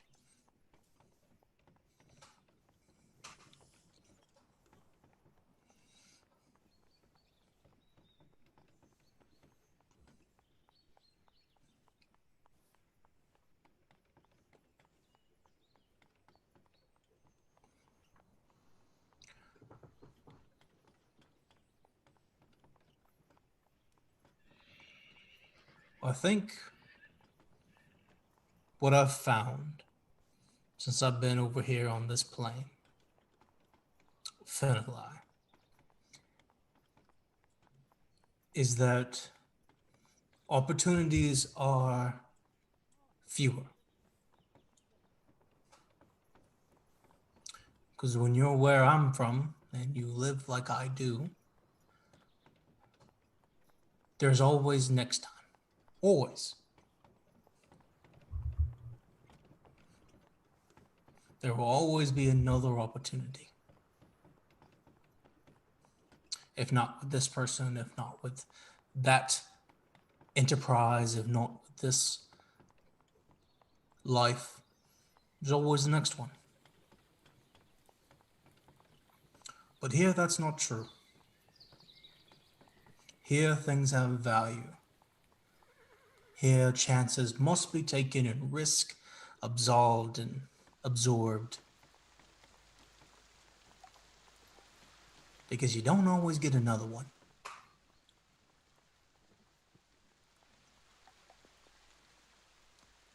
When I was angry because I didn't get, there was a chance, I never really got to take it.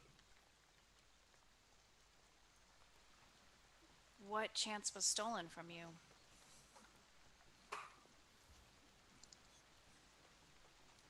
A chance to go home, then.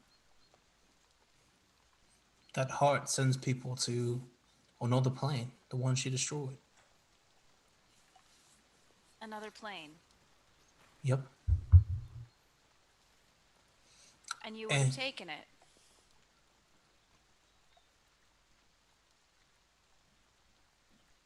Not today.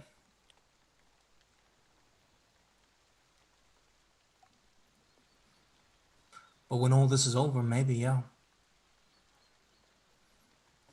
Because you can't just go hopping across the plains, Finn. It just doesn't happen like that. No one can do that. I can't do that. I don't know anyone who can. Not anymore. So if you take that chance, you can't come back?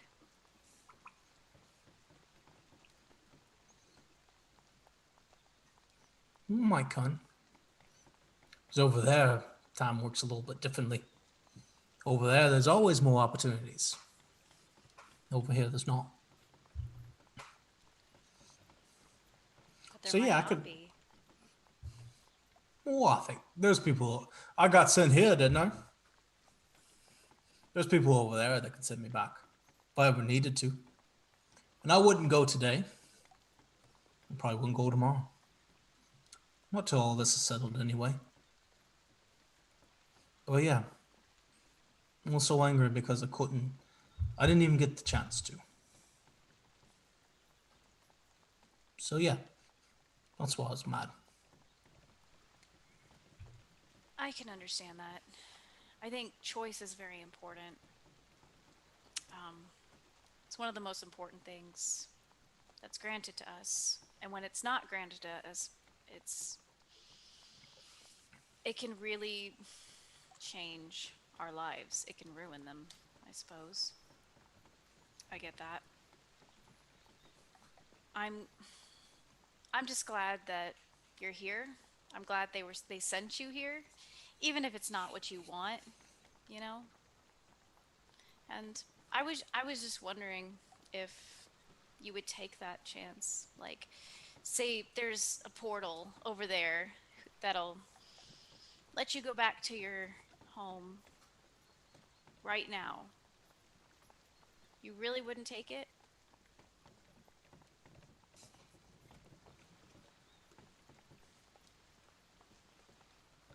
Nope. Not today. Today I would not. Good. Because we need you. And Finn will swing his arms around and hug him. I will also hug Finn. That's good to know.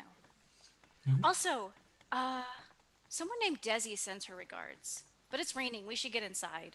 Yep, that means nothing to me. Let's go inside. I know lots of people.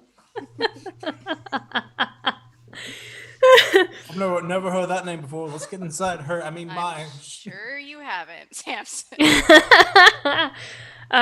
You both make your way back inside the covered wagon.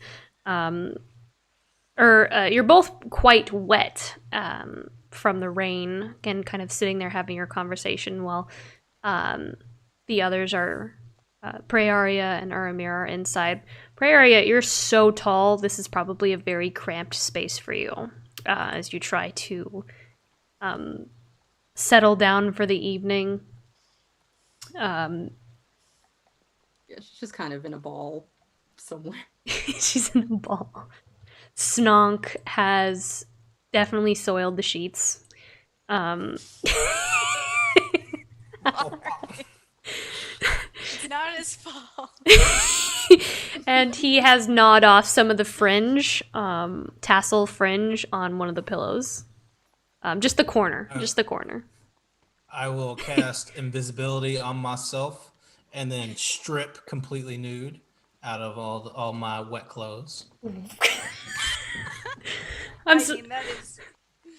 Cast invisibility on myself first. Well, so you guys all invisibility. Okay. you guys see all the wet clothes of Samson fall to the ground, everything he had on, and I will uncover a new set from my Eleanor and get dressed.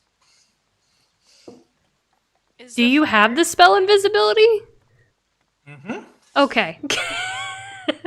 I do now, yeah. You just see out of nowhere clothes just coming out of nowhere, wet clothes hitting the floor as Samson strips nude and then digs through a drawer to put some I'll take time to hang them up. Unless somebody has started a fire, there is no fire in the little potbelly stove. Revenir started a fire while they were outside talking. I figured somebody might have. So you would come in and it would be nice and warm. Keeping in mind it is raining and it is 38 degrees outside, so it is very cold. And with the rain, it probably feels colder. And as the temperature kind of drops from the morning, there'll probably be a little bit of sleet in there.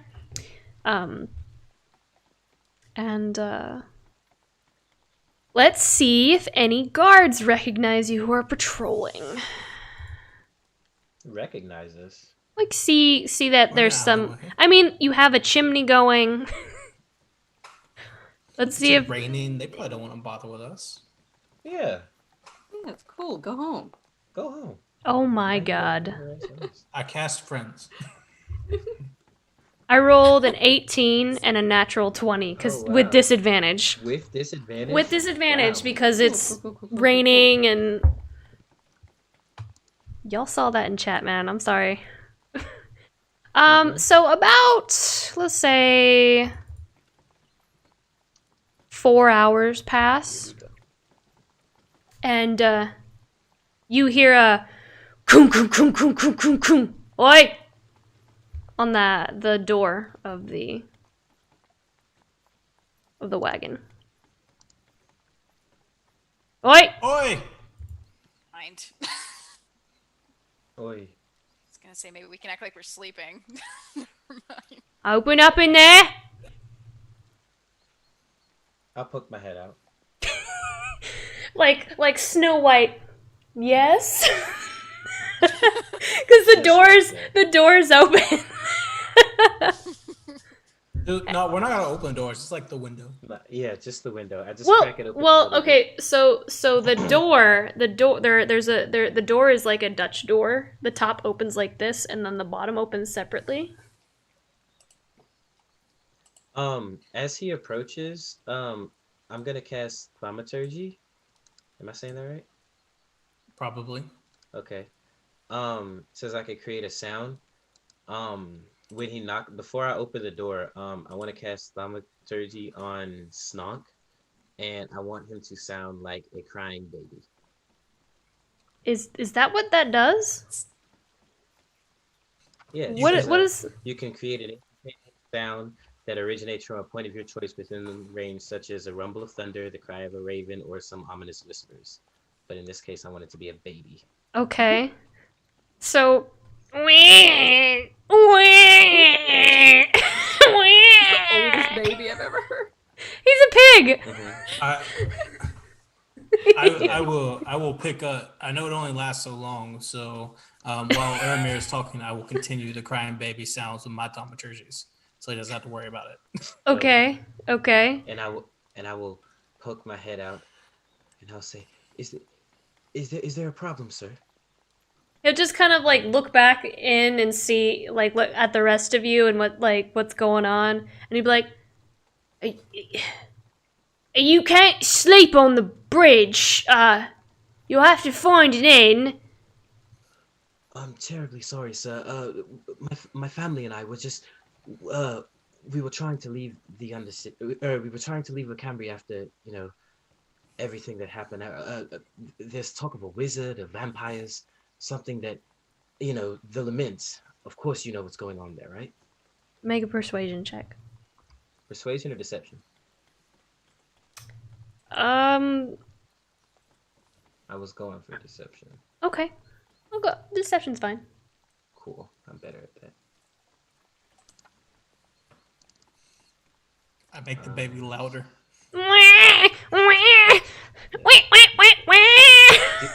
Do I get advantage for the baby? Sure. Awesome. Sure. You did use a spell, so. Yikes. 14. It's better than a critical fumbled on the first one, so 14. Okay. Yeah. We've all heard what's going on. Just if you will just move and continue onward to an inn or somewhere backtrack. You can't be sleeping on the bridge here. Well, the 50 gold. It was just about all we had. We can't afford a room anywhere, and obviously we've got our son back here. I'm sorry, your banging kind of woke him up. He's only just a few weeks old. Can I can I help? How would you like to help? Finn hears the exchange, and he kind of like pops his head up by the window. And he's like, "You're making our baby cry, and we're going to have to hear it for the rest of the night, sir. I mean, we're just going to be here for a few more hours. Please." And then he'll try and cast Charm Person. Is that verbal somatic? Yes. Or I could just do Persuasion. Okay. Or Deception. Whichever you prefer. It is our baby, technically. Right? Make a persuasion check for me, Finn. No, it's 15. Okay. We just put him down, and that knocking woke him up. because of you. Okay, listen. I'll give you a few hours, but you have to keep moving. I'll give you a few more but you gotta be moving before the sun comes up.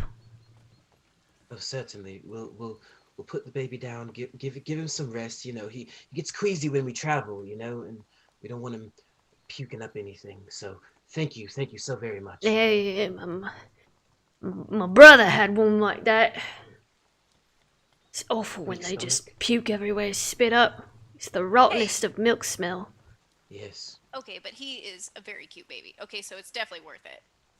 When not that we want him to puke everywhere, but I'll be back in a few hours. I'm being very generous. Before sun comes up, please. I would hate to lose my job. There's not much left after what happened in the Cambria, please. All right. of course. Mm-hmm. Thank you, sir. Do you want a blanket? It's really coming down out here. Well, if you are offering, I will take one. Yes. We have a stained blanket right here. Yeah, I give him the one that Snock soiled all over. Okay. He Just takes my it. arrow. It is actually a really nice blanket, despite the fact that Snonk soiled all over it. We give him Samson's comforter. Like it's know, like right? like it's like velvety, and it has like these kind of golden tassels on it, and like you just kind of he's like, oh, this is really nice. I mean, this is some quality craftsmanship. I'm telling you what. Yes. I bet it is. Thank you. All right. Good night.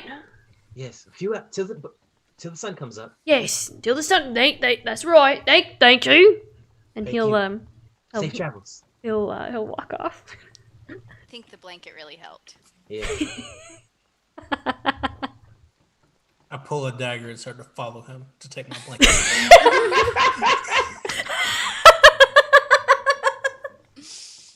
Yo, cast invisibility and go get it, bro. Poor guy's just doing his job. No. I was about to say, do you really? I would not do that. I'd wait till he stood next to the edge and push him over. I mean, wait, what?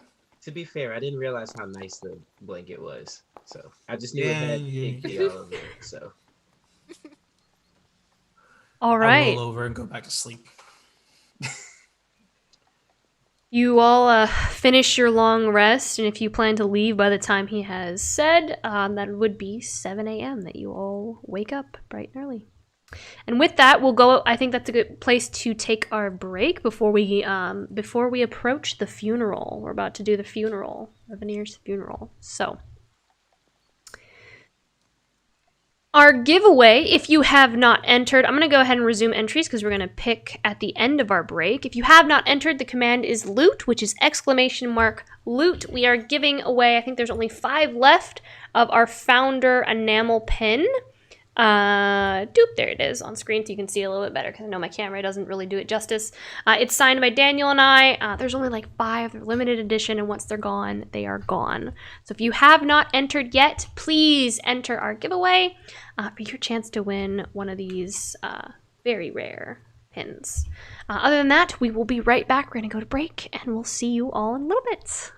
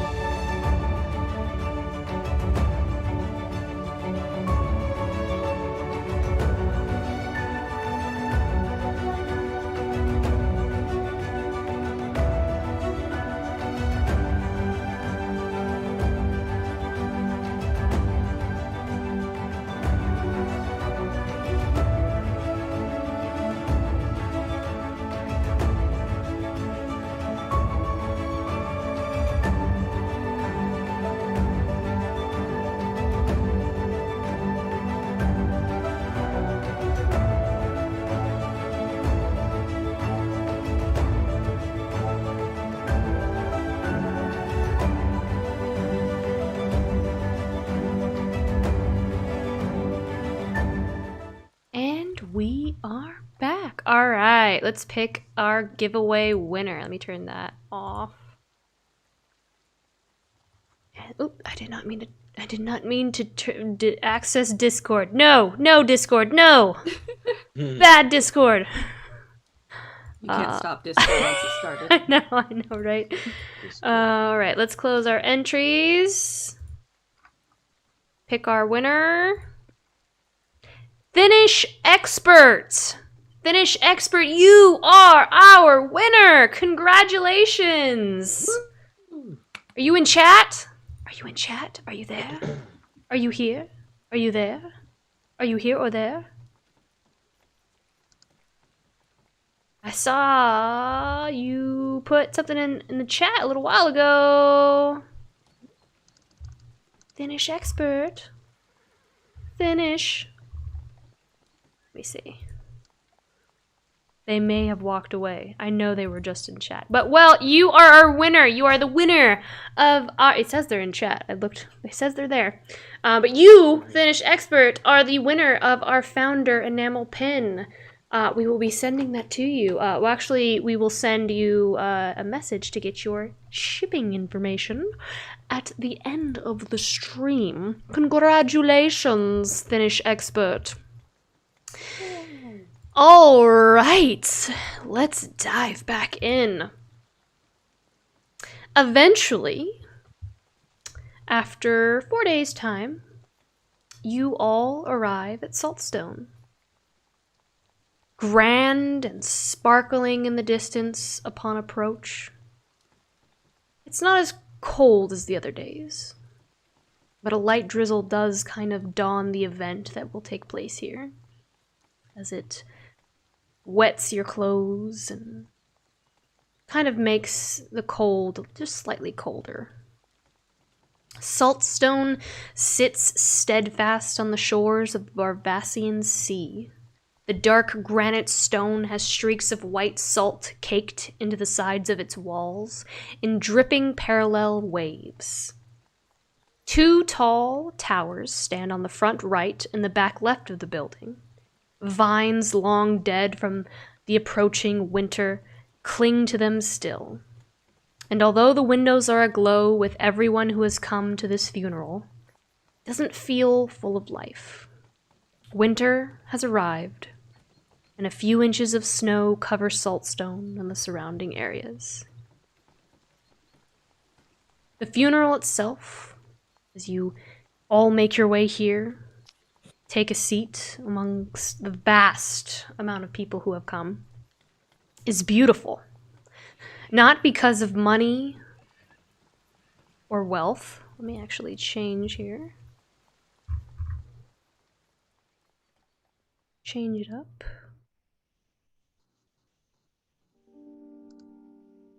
Get the mood going. The funeral is beautiful. Not because of money or wealth, not with elaborate, expensive incense. It's simply nature. Held in the fields near Saltstone where Revenir performed the flourishing for her people every year. The fields still lush to her very last touch. Her body has been placed in the center of the field for this service. Forget-me-nots are her shroud as one by one the masses place them before her, covering all but her head and hands that rest upon her chest. Beautiful in gentle repose. Words are spoken as leaders, friends, and family speak about everything she had done for them. Words of kindness, selflessness, and courage. Words of loyalty, friendship, and family. While not many are left now, the last of the Thorns share words. Tristan, her brother, an old man in age now. Neela, her niece, fierce and courageous. And lastly, her son, Orun Thorn, commonly referred to as Rue. Samson and Revenir, You are the only ones that notice this, and I'm going to send you a private message.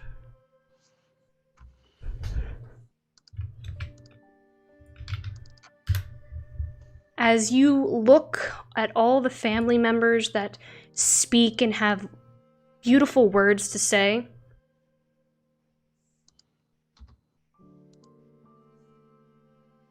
you notice this very stark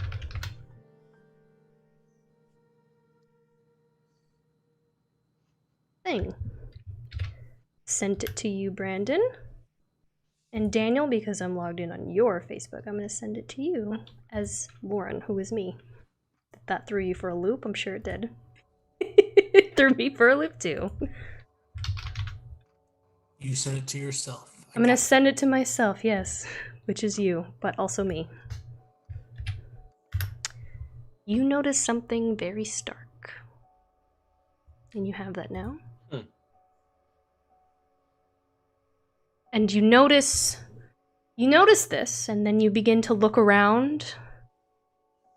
You see, when all the words are spoken, people stand up as these flowers are placed before Revenir Thorn. Do you also place flowers before Revenir Thorn?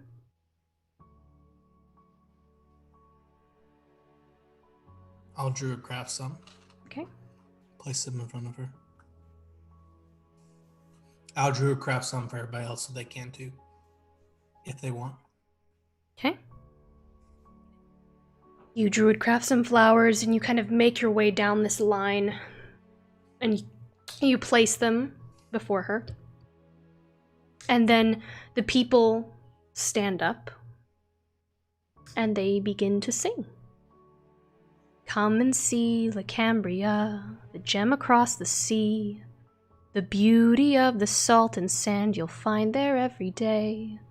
Sit and watch the moon arise o'er the loved and free. Every creature, young and old, created by La Vie. Come and see La Cambria, to see the dancing lights. Watch the lights above you, dancing with their glow. Like a lover's whisper, caressing hearts tonight. Never let the embers die, forever glowing bright. Come and see La Cambria, and live long till you're old. Fill your days with memories and celebrate, my friend. Happiness surrounds you, be forever bold. Lay your weary bones to rest, your tales forever told. You came to see La Cambria, your journey at an end. You loved and lived and celebrated every single day. Your children are all grown now, no longer shall you tend. Return, dear one, and rest now. I say goodbye, my friend. As the song finishes, the wind picks up. Those still holding forget-me-nots let them go, and they drift around and circling up, cascading throughout the entire sky. Finali, only you notice. You watch as one of the forget-me-nots swirl, and looking behind, you see a man in the back. He grabs one of the forget-me-nots as it floats towards him, and he brings it toward his heart, clasping it tightly as he looks onward. His eyes are sad, longing, aching, jaw clenched and tears streaming down his face. You can see his body leaning forward, as if it's taking everything in him for him to not just run up to Revenir, but he holds himself back with his feet firmly planted.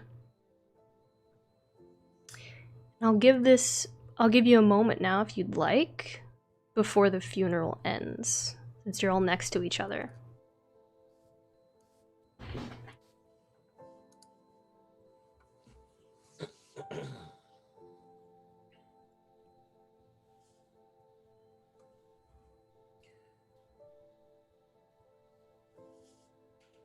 Yeah, Revenir just kind of stands there silently, um, thinking about the first time he met Revenir. And, you know, he, he, his face shows regret, because he never, like, before all of this stuff went down and everything, he never really trusted her the way he feels like he should have at this point. Like, and seeing her now and seeing that, like, all of the good that she did, and you know, after everything that happened with the Revenir, he just kind of feels like, you know, just a lot of remorse.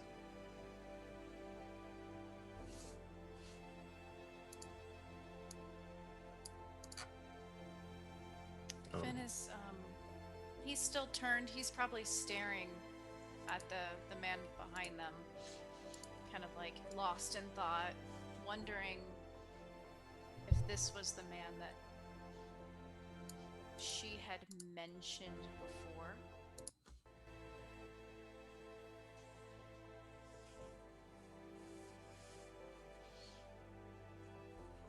Is he like really close behind us, or is he kind of...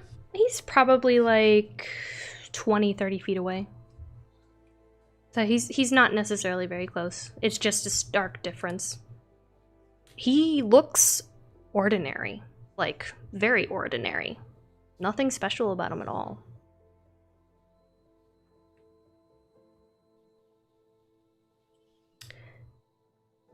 As the funeral ends, the commoners make their way back to their houses, and the nobles retreat to Saltstone Keep to enjoy the reception. A grand feast held in Revenir's honor. 10 guards remain, protecting Revenir's body. They lift the wooden platform she lays on, and flowers just cascade down onto the ground, and they begin making their way to her glass filigree greenhouse at the northeast wall of Saltstone, where they will place her body within for the viewing, and where people from all over may visit her body before the glass greenhouse is transformed to stone, and her mausoleum it will become. Of course, when everyone leaves Finn alive, you see the man who caught the forget-me-not remain, as you are still keeping an eye on him. And he is just steadfast, looking onward at Revenir. From time to time, he glances at the others leaving back to Saltstone, like the nobles and the people leaving back to their homes. And there's this kind of look of disgust and anger as he shakes his head, but he stays while the others leave.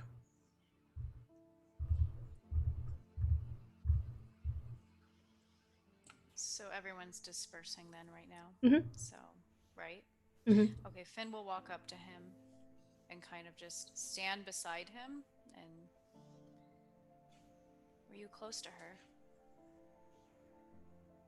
He just kind of tilts his, like, he doesn't look at you, but like he'll tilt his face to the side, like recognizing that you're there. And he won't say anything.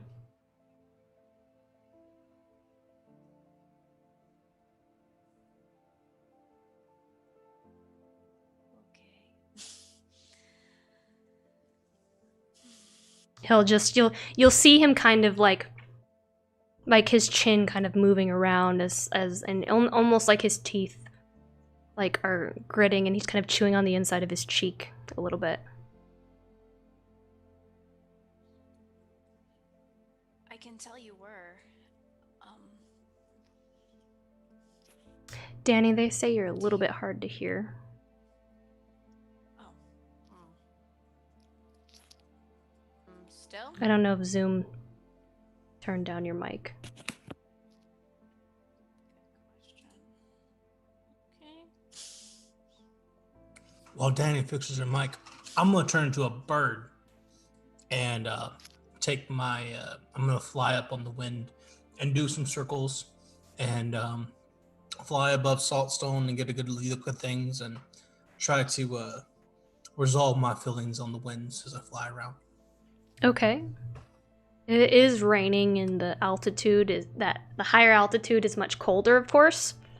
Just kind of as you let the wind fill your wings and carry you, it is a little bit breezy, so you don't have to do a lot of flapping. You kind of ride the currents, and you see, as you kind of circle Saltstone, you see where the rain has kind of wet the outside of the keep, but the cold air and the wind has kind of like almost iced it along the edges. And the snow is kind of like, there's a mix between snow and ice as the weather has heated up and then refroze the melted snow. So there's a lot of ice.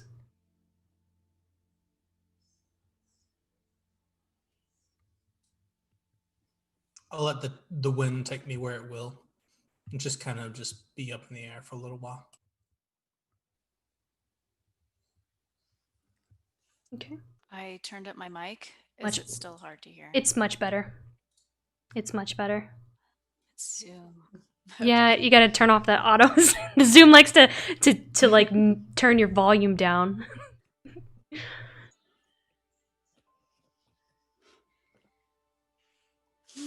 You should go to her. Maybe they'll let you see her one more time. I can see that you want to.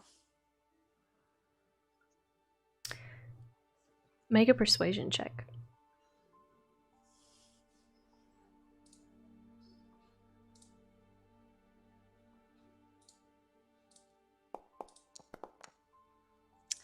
Uh, 13.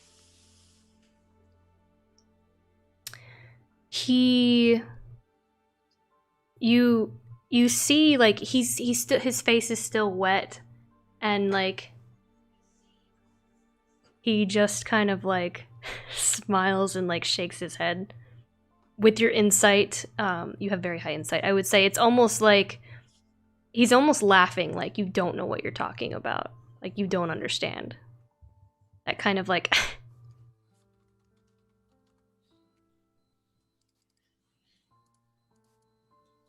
You don't think they'd let you?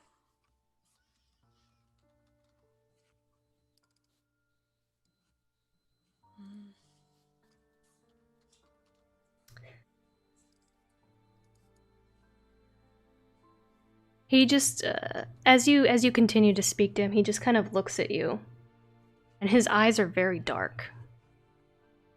As he turns his face to look at you for a moment, his eyes are very dark, almost black.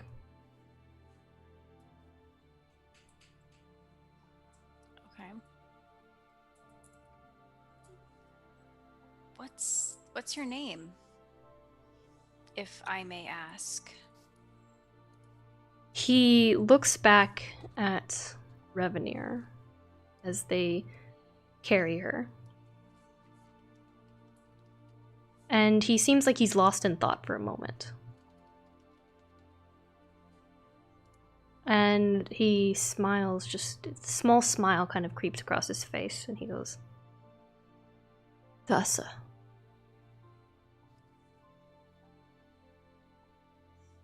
Thassa. Tassa. Tassa. Yeah, sorry. Under the accent, it'd probably... Tassa. Tassa. And I need to roll something, so give me a second.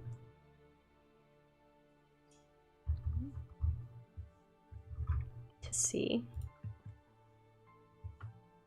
Do I believe that's the real name? That's a bird. Oh, he rolled terrible. He's with your amazing passive insight, you know he's lying. Mine? Okay. Yeah, wow. you have All very... Right. I'm pretty sure you have very... Yeah. Yeah, your passive insight is like 18. You know he's lying. Okay. Tassa, huh? Okay. Nice to meet you, Tassa. I haven't been to many of these, but I can tell that you're truly going to regret if you don't at least try to go see her before she gets put in that glass thing.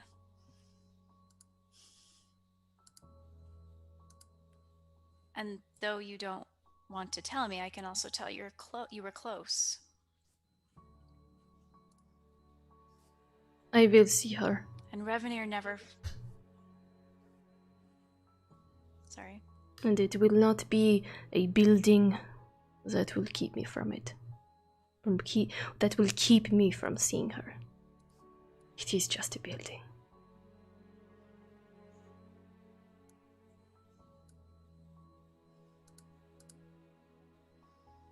Who are you? How did you know her?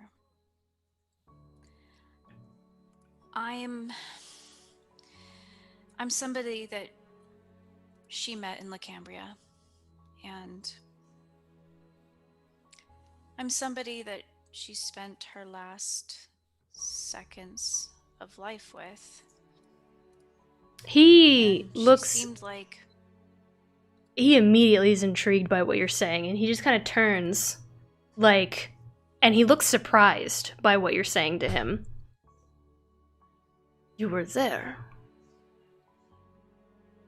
when she died. I was. Yes. Do you know how she died?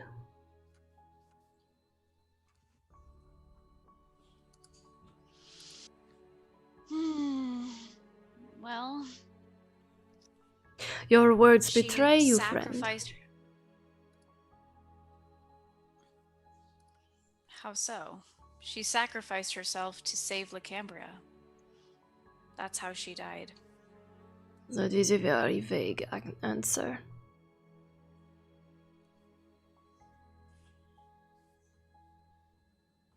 Yes, Tassa, it is. But it's not easily explained. It's a long story. I am willing to know, if you are willing to tell.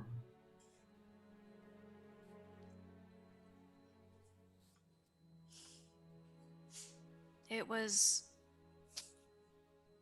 Well, do you know what happened to Cambria? Did you hear? Yes, I have heard. I know vaguely. Well, what did you hear? See people drop like flies. Nearly the entire city is gone.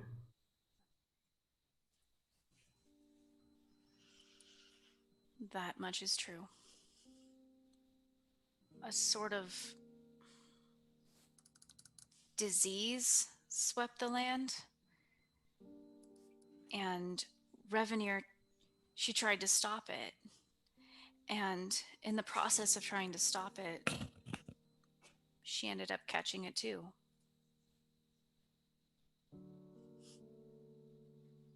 Disease. Disease. This is Revenir. One of the most powerful people in the entire world. Disease does not stop a Revenir.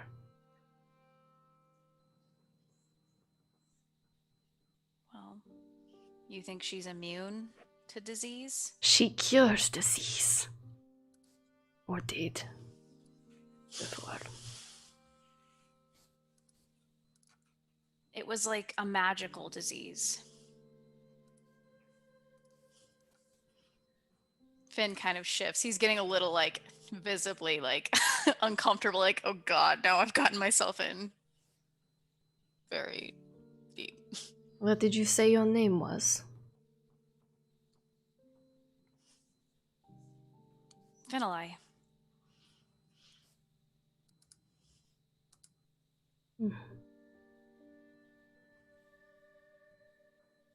gonna make another roll.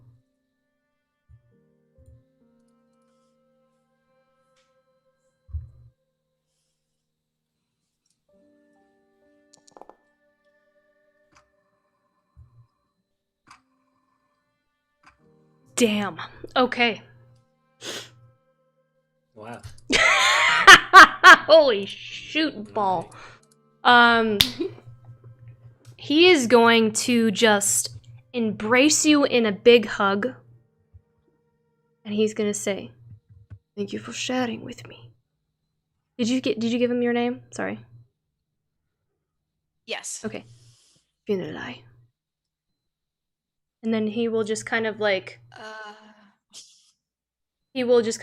sneeze and then back up.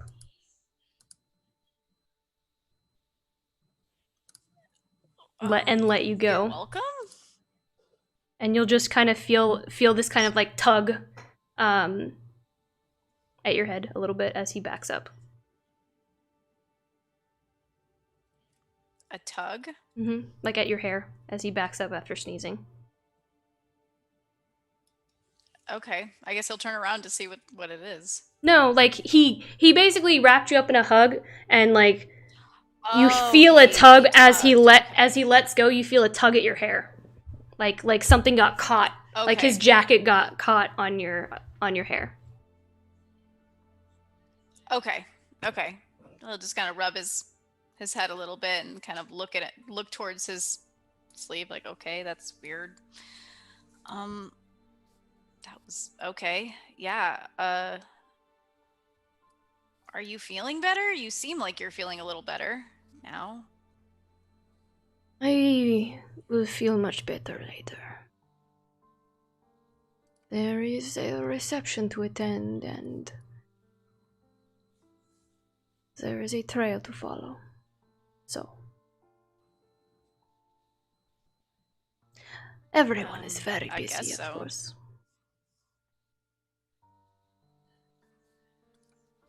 Right. Well, it was nice to meet you.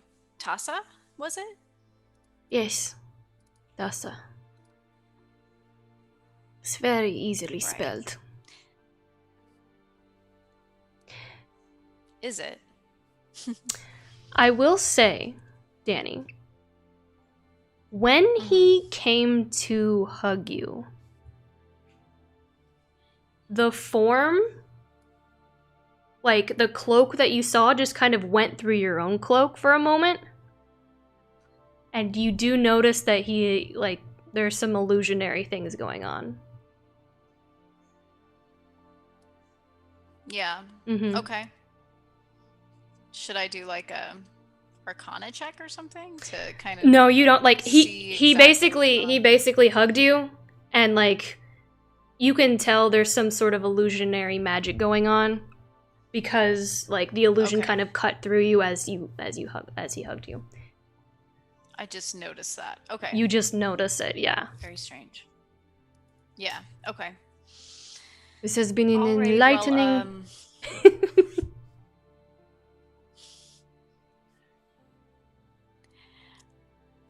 I'm gonna go back to my group now, Tassa, and I hope you feel better after the He just- reception. He just stares at you unblinking, and he's just like, I will feel better soon. And there will be no need for crying. And there will be no need for heartache. It was a pleasure to meet you, Funeral. I do You hope too. the next time we meet it will perhaps not be on such a dark occasion or dark circumstances. Farewell. Bye. And he's like backing up. He And then he did- kind of like, He doesn't leave, he just watches you leave. He stays where Revenir is.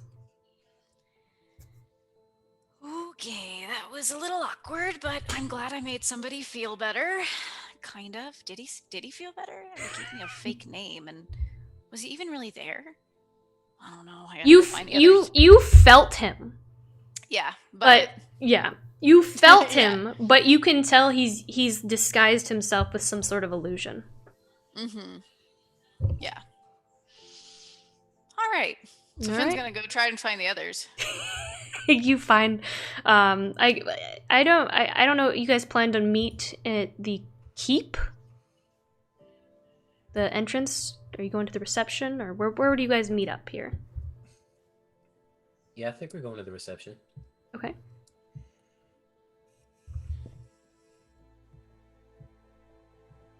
Okay. So I guess Finn will go Alright. find Revenir. Run up to him. You with Praeria? Mm-hmm. Okay. Yeah, what were y'all talking about? You While y'all guys doing these things? yeah, we'll meet up at the gate. And you find your friends waiting for you at the gate. The entrance to Saltstone Keep.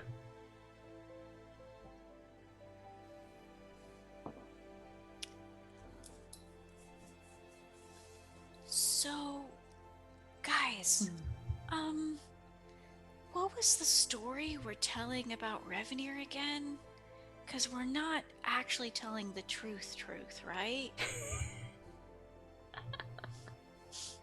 As far as anyone knows, we know just as much as everyone else, right? Yes. Yes. Except, I kind of told this one guy over there that she died from a magical disease. And I figured that was a pretty good reason, right? Because that's kind of what happened, but not really. That's not completely false. Yeah, that's true. It was not completely false. I just felt so bad. Like, he was crying and he really wanted to know how she died, and I kind of let it slip that we were there, and then I didn't know what to say, so I kind of just said that. So, Look, Finn, it's probably best if no one knows what we know. right. But what if they ask us? Like, what are we supposed to say? I don't know. Nothing. Yes. Just nothing. Okay.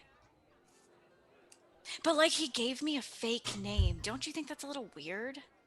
Or maybe he's just trying to be anonymous, like us, right? Because we're supposed to be kind of undercover. Where is this man? Can you point him out? Well, he was over there. Is he still? He's Yeah. gone. Of course he is. He is gone. He was over there. But now he's not. But he had black eyes and well, he was the one crying behind us. Didn't you see him? Well, I guess a lot of people were crying. What color was his hair? I didn't catch that. I mean, he looked like what he looked like outside. Very average, ordinary, unextraordinary. Like your plain Jane John Doe you're plain John Doe. Yeah. Brown hair. So Finn probably doesn't remember because he just looks Yeah. like everyone else. He looks, yeah, he doesn't have any noticeable features or any, he just looks plain, like a plain Okay. Jane guy. Well, he had black eyes and he was about normal tallish, and he but that's not the point. He gave me a fake name, and he, like, it just felt weird. Like, he was trying to, like, he hugged me, which was really interesting because he didn't want to even tell me how he knew Revenir. And then his cloak kind of brushed through mine a little bit. It just seemed like it was a little bit like have you ever done like an illusion spell before, Revenir? Yeah. Praeria? Yeah, like it felt like that. I don't know. So, strange man cast spell on you. Give Well, you no. fake name. He didn't really cast a spell on me. At least, I don't think so. He cast an illusion spell on himself. Yeah. Like I said, maybe he just didn't want to get noticed or something. I don't know. He just seemed really sad. But then I think he got cheered up when I talked to him. And what did you tell him? I told him that Revenir had a magical disease, remember? And he was excited about that. I'm not excited per se. He just seemed like he felt better knowing why. And then he said that soon there will be no reason to cry, which I'm guessing is kind of like he's trying to come to terms with everything that went down. I don't know. I think he'll be at the reception. I'll try and point him out to you if I see him. Please. But I kind of just don't remember what he looks like, other than his black eyes. I'm sure we'll notice. It's fine. Did you tell him who you are?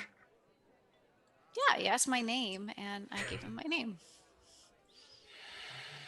No. Well, he asked for my name. What am I supposed to do? Like, not say anything again? Am I just gonna stand there and just not say anything? If someone gives you a fake name, you are supposed to give them a fake name in kind. That's how it works.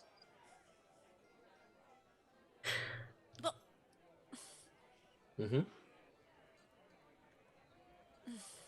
okay, how am I just supposed to think of a fake name, like, off the top of my head? It doesn't have to be completely made up. It could be someone from your home, or someone... It could be the name of someone that isn't... someone that you knew from your past. Just not your actual name. Well, the last time we did that, it was at Triv, and he totally knew we were lying. Well, be more convincing. We work on. Okay. I'll start thinking of fake names in case somebody asks again. It's a great idea. This is how Finn ends up like being like, my name is Revenir. Yep. My name is Ground Rock. Ground Rock. Revenir Samson Prearia is my name. Mrs. Doubtfire. All right. You all make your way to the entrance to Saltstone. You can see there are guards on the outside of the building. The door is already wide open and people are kind of filing in. We walk in. Yeah, I walk in like I own the place. Like you own the place. Okay. I'm gonna stick to the shadows. Actually, I'm still a bird, so like I fly in like a window, like and then just appear in the main area. I'm still like I've been in there the whole time. As you all make your way into can everyone see the Saltstone first floor? You can see it. Yes. Nope. Oh, Parts of it. There you go. Yeah, Okay. parts of it. I was wondering where y'all were. Okay. As you all kind of make your way through the threshold into this kind of like foyer with this long massive rug, beautiful candelabra. Hey, get back over here. I'm not That's done. where I flew in. I flew in from the top. I flew from the top. No, into the, no, courtyard. you should have said that earlier. I'm gonna pause this on you. I Bad, did fly. bad, Daniel. That's where I flew in from. I was a bird. Gonna have to pause this on y'all. You're gonna go exploring on me. As you all enter into the foyer and you see these grand candelabras and these potted plants near the entrance and this arching ceiling that goes up to the second floor, you all see Groon. He notices you all walking in. And his greenish pale skin just turns like red as with anger as he just kind of sees you all walk in and he just walks right up to like storms right up to you and he goes, "You dishonor her memory by stepping on her threshold. You are worse than Rogar himself. Haven't you done enough? Out! Leave now! I have no qualms with calling the guards to drag you from this keep."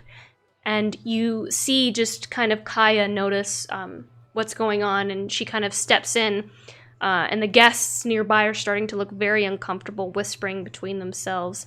And Kaya goes, "Rune, calm yourself, friend.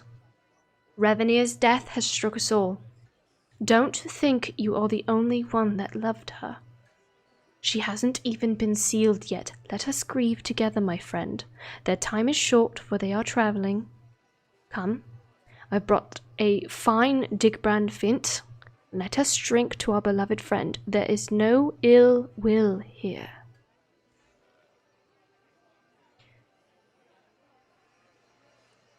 Grun kind of looks at you all, and then back at Kaya, and then grits his teeth, and you can see like the kind of sharp teeth coming out from his lower jaw. "I'll have the gods keep an eye on all of you. Don't get comfortable. You aren't welcome here." And Kaya just kind of like pulls him along and just kind of looks at you all, and she begins to pull him up to the second floor. As he continues to look back at you, she continues to pull him up. Should go. So much for trying to stay anonymous. Revenir's looking around at the other guests. Yeah, so as you all kind of walk in, you see that there's a courtyard up ahead, and then there's a ballroom to your right. All the guests, just as a general overview, everyone's wearing black, of course. But like the ones like immediately around us that saw that whole exchange, what are they doing? Do they just go on about the business, or They're quiet, and they're whispering to one another, and they see you all, they see you looking at them, and they just slowly start moving away, going into the courtyard, going in across the courtyard into the feast hall, just kind of trying to disperse as the guards kind of like step forward, and they get that kind of feeling like, all right, we need to move.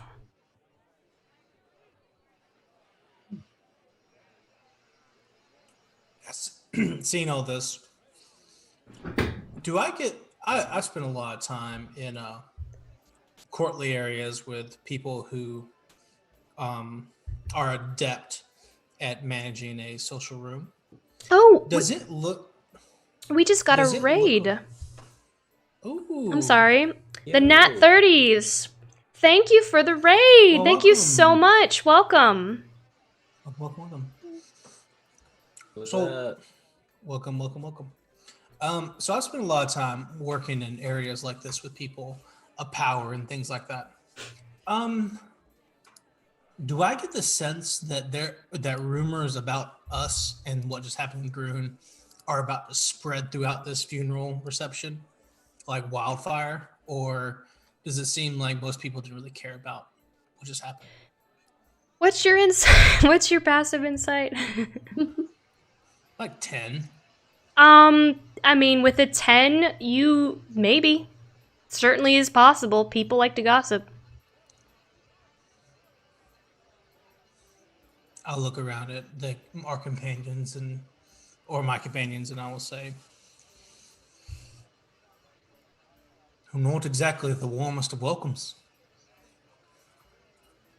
This is his house. I'm not sure if our presence is good for his grief. Still looking at us. They're all he's on the second he went up the stairs with Kaya. He's no longer in the room. And the guards, you can see the guards are guarding the stairway where no one will go up the stairs. You get the sense that the bottom floor is for guests only right now. Is there any way for us to make it better?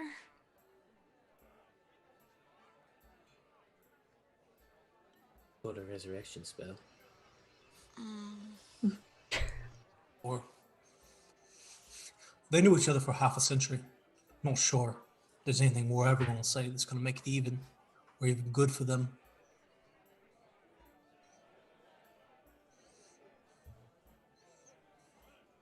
I think maybe we should leave. I think you're right. Wait. She's gonna kind of gesture to Oromir, like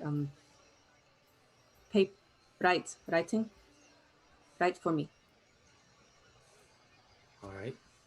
We'll pull out a notepad and a quill or pen or whatever. And then she's gonna turn to Finn, and she's gonna ask, speak Elvish. Yeah, I can do that. Oh, good. So she's gonna switch to Elvish. I'm much better at Elvish. Wow, Barry, need you know you to Elvish.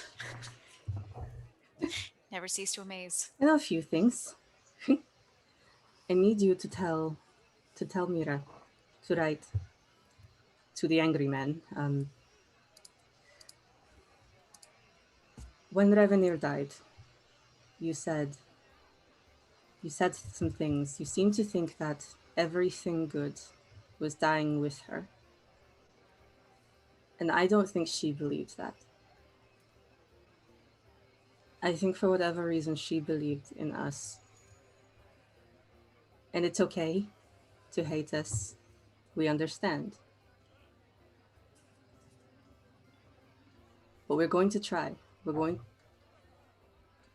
not sure how, but we're going to fix it. We're going to do what Rev believed we could do. Can you tell him that? Yes.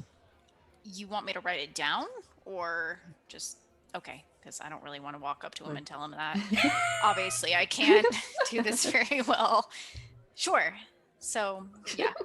He'll Okay. That's a good letter. Maybe we could leave it at like the bottom of the staircase where he went up.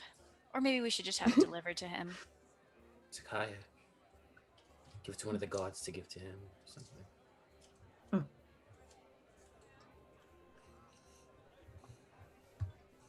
Okay. Yeah. Is Kaya in the room? No, she took him upstairs. Okay. Right. It's fine if we just leave it with the guard. Yeah, let's just go to a random guard. Excuse me. What can I do you for? Can you please pass this letter on to Groon for us? Just make sure it gets to him. I'm sure I could do something like that, yeah. Shouldn't be too much trouble. He did look right angry. Yes, he did. You're not going to make him even more angry with this, right? He seemed very cross with you. No, we didn't sign it. So, I mean, at least he'll open it and read it. Because there's no name on the outside. Because otherwise, I think he just would rip it up. But no, I think it'll be better. It'll hopefully explain a little bit more. Strange thing to do with a letter, not to sign it, but I'm sure I could pass it along and let him know you all wrote it. I think he'll know who it's from when he opens it and reads it. Or I could just pass it along. I probably should. Yeah, okay. That's fine. Thank you. Would you like it quickly or when it's convenient? Perhaps after he's simmered down a bit. And he just, she just kind of holds out her hand. Didn't I pass it to her? Okay. She did, but she's holding out her hand. Oh. Okay. I'm gonna shake it. Oh, no, it's for coin. One. Oh. Where's Samson? Wait. Coin for what? For delivering the letter. How about 5 silver? That sounds good. How about you just deliver the letter? I mean, I don't have to deliver the letter. We'll find someone else who will. All right. She held the letter out. I take it. We live in a very expensive world nowadays, Ermir. Costs 50 gold to walk on a bridge. You can't even Squat. Nowadays, Now this. this is La Cambria. This is why we're leaving.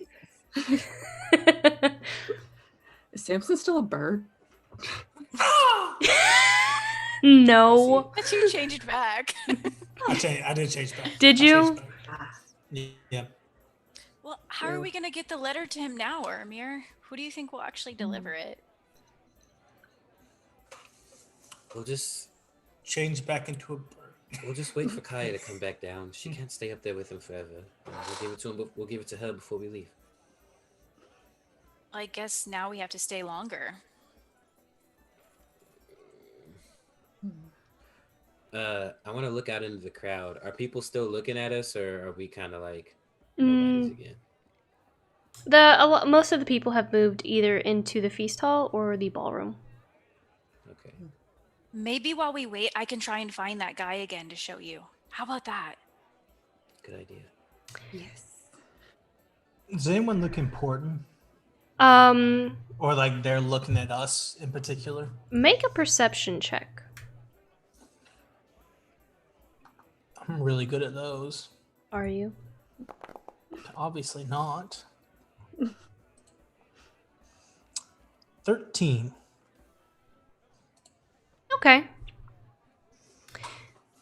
You see a kind of exiting the ballroom. You see no. Standing in the you see a couple people. You see standing in the courtyard, you see a couple of the individuals that were speaking, some of the family members. You see Rue and Neela. And then you see exiting the ballroom a very tall, foreboding man. His head is bald and scarred. He wears long, thick, flowing robes of black trimmed with gold. They completely envelop him. His arms are tucked in within the comfort of his sleeves. His eyes are yellow and sunken in, and he just moves gracefully across the floor, holding his chin up, smiling down at everyone he passes as if he knows them. And you watch as he picks up a wine goblet from a nearby table, begins to drink deeply, and begins to make his way out towards the front door to go out the door into the snow. His skin is pale and his fingers are bony, paired with long fingernails.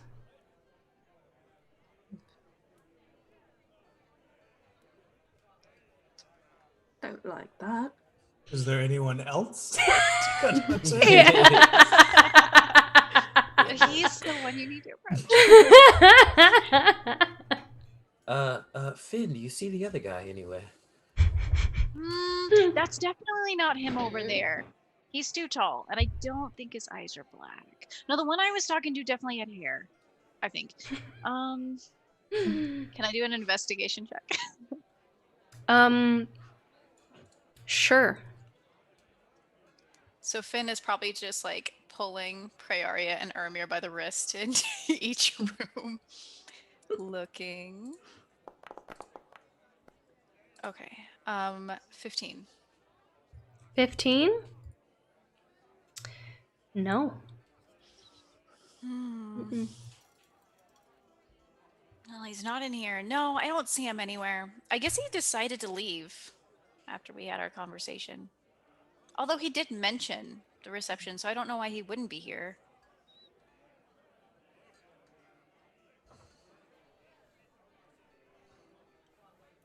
And nothing else strange happened after you spoke with him. I mean, the hug was kind of strange, and the fact that he was standing there staring at me as I left was kind of strange. Like, definitely strange. But other than that, I mean, maybe he's just really awkward. Well, so a man with black eyes. Maybe we should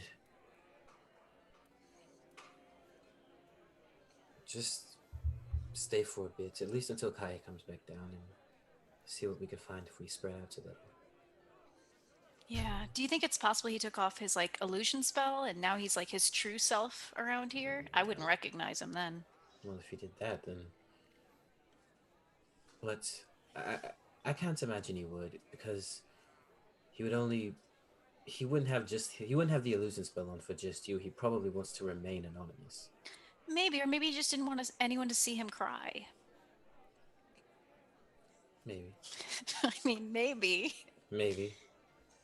Still think it's worth a look. Okay. The wholesomeness. I know, right? The wholesomeness. So Uramir's gonna walk up into the courtyard and kind of away from the party, and as he does, he's gonna try to find that thing that you sent me and Samson earlier. The person? Yes. He's in the courtyard. I did mention he's in the courtyard. Oh, dope. Rue? Yeah. Yeah.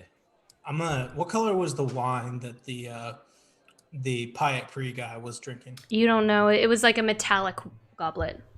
Okay. So it's it's opaque. It's not like glass or anything. It's like I'm gonna go over to the bar wherever they're doing refreshments. in the ballroom. Yeah, I'm gonna go to the ballroom. I'm gonna find a whole bottle of wine and take it, and like I own it. I'm gonna just take it and a goblet, and I'm gonna walk out and go find that guy. The bald guy? Yep. Sweet. I'm so glad. He went outside. So I'm gonna grab a bottle of wine first, get an empty glass, like just a whole ass bottle. Take it with me. Are you trying to be stealthy or are you just grabbing it? I'm gonna pretend like I own it. Okay. You just grab it and like the server's just like, hey, what?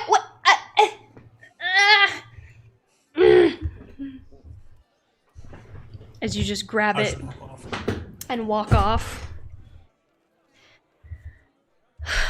And you walk out the front door, and there's still people filing in. He's just standing there, like 30 feet away from the entrance, like far enough away that the guards couldn't hear whatever he would be talking about with you by approaching. And he is just standing in the snow, staring up at the moon.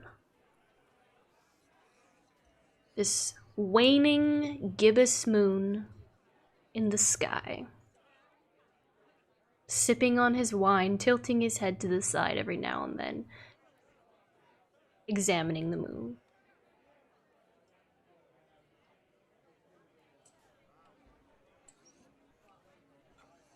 I'm gonna approach him, and I'm gonna uncork the bottle, pour myself a glass, and mosey my way on up to this gentleman. You crunch, crunch, crunch, crunch, crunch, walking up to him in the snow, and he just kind of like, very like, almost like Luna Lovegood, like very airy, kind of turns towards you, and he goes, well, hello. What an interesting sight to see. And who do I have the pleasure of meeting this evening? And so hospitable as well, bringing a bottle of wine. Very thoughtful, and very much appreciated. I will pour him a glass. I will top him off with the bottle that I'm now drinking from. And yes, thank you. His voice is very melodic.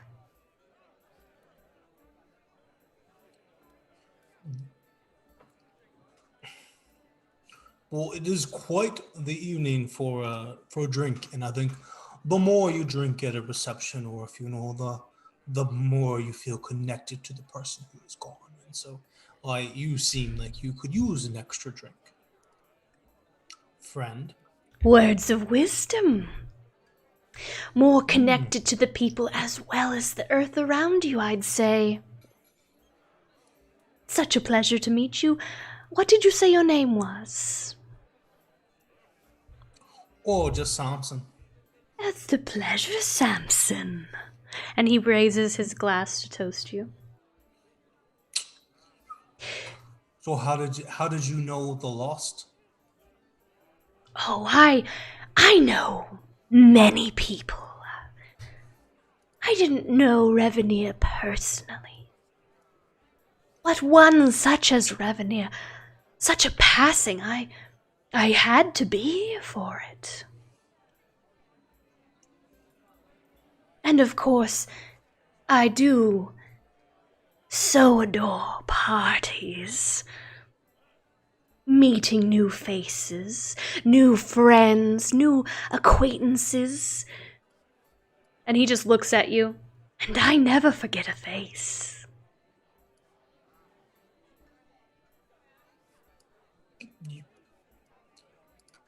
Well, that's good. I'm glad you have a good memory. What was mine has I have lost mine. What was your name? I'm so sorry. Ah, Forgive my manners. oh, you are quite all right. It is very rude of me to not introduce myself, so I apologize. My name is... It was, but I forgive you. My name is, Balak Mournfire.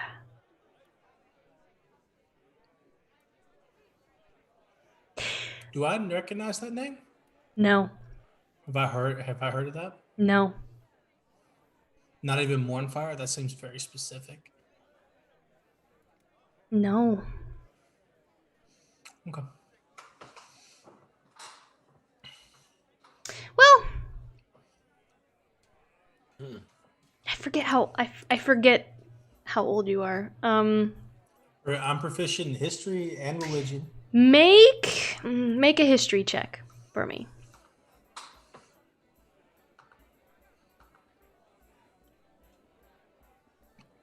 12. It's a very, very old family name. Similar in the sense of like the Viscarth family, where it's one that was thought long lost to time, but apparently is not. But with that roll, that's roughly about all you really remember.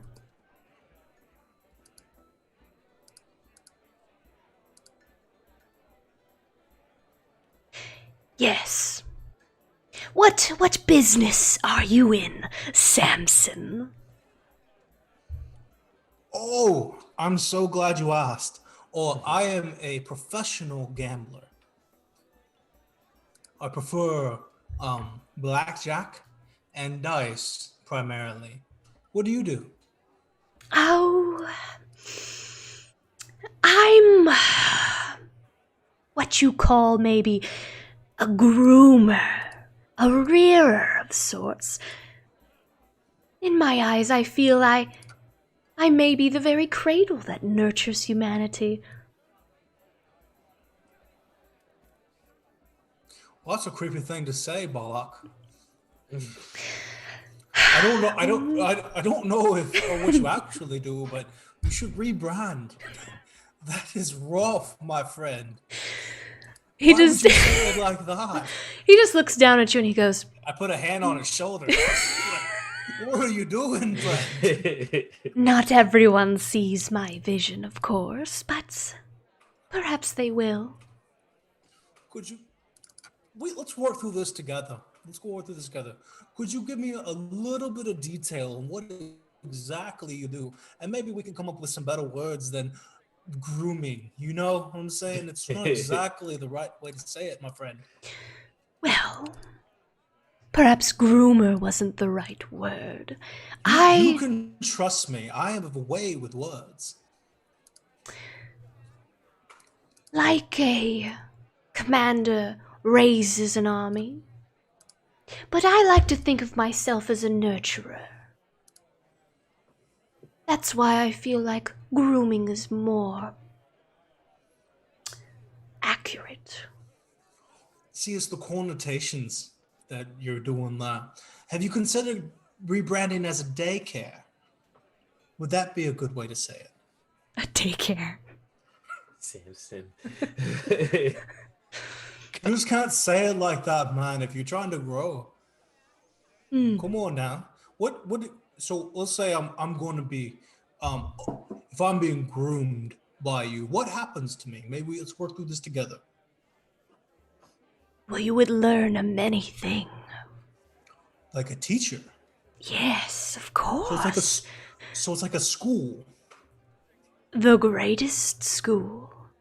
See, why don't you call yourself a for-profit university instead of what you're doing now? Perhaps I will. Perhaps So that will entice more to follow in our footsteps. It certainly can't hurt, man. And I pour him another glass of wine. I pour myself some more. Goodness, Jesus. You know how that sounds, but the University of Balak, UOB, that has a ring to it, friend. That does have quite a nice ring. Well, But I also do groom poodles.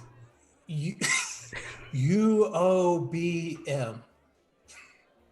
Be fantastic. Grooming poodles, it's a wait, okay, well, that's a little bit different. That's a little bit different. Well, of course. yeah. What did you think I was talking about? He kind of laughs a little bit. You know what? This is why you need to rebrand. And I feel like we've been. You know what? I will only charge you 50 gold pieces for this consultation. And German shepherds? And wolves? Okay. Is it a pet school? I don't think it is, friend. I feel like I'm getting bad vibes from this guy. Oh god, yes, Daniel. If you haven't gotten bad vibes by now, I'm jeez. getting bad vibes from this guy. I feel like I'm getting bad vibes. I feel like I'm getting some bad vibes. You think? Okay. Well, here's the thing. Friend,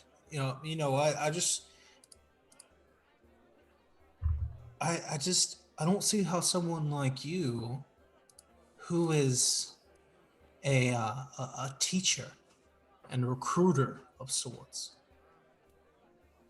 would have any business being at the wake of Miss Revenir Thorn if you didn't know her personally.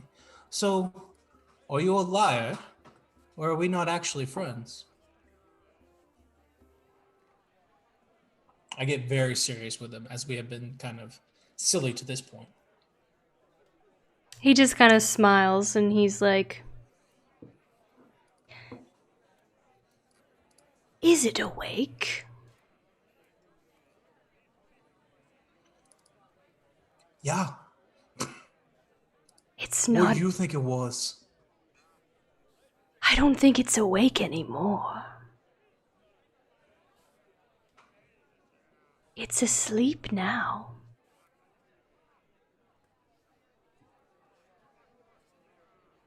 You tucked them in.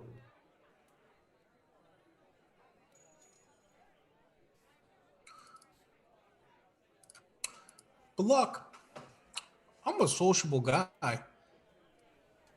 But I don't know if we can be friends. You talk in weird circles and it's throwing me off, man. I don't like this very much at all. What a strange thing to say. I gave him some more wine. Maybe this will help him. It has been a pleasure speaking to you, Samson. What? He's wearing a bunch of weird stuff. Yes. Right? And in the morning, you said morning fire, right? I believe so, Mournfire. Is he wearing anything like symbolically that I might recognize? No. Nothing out of the ordinary. He's not that stupid.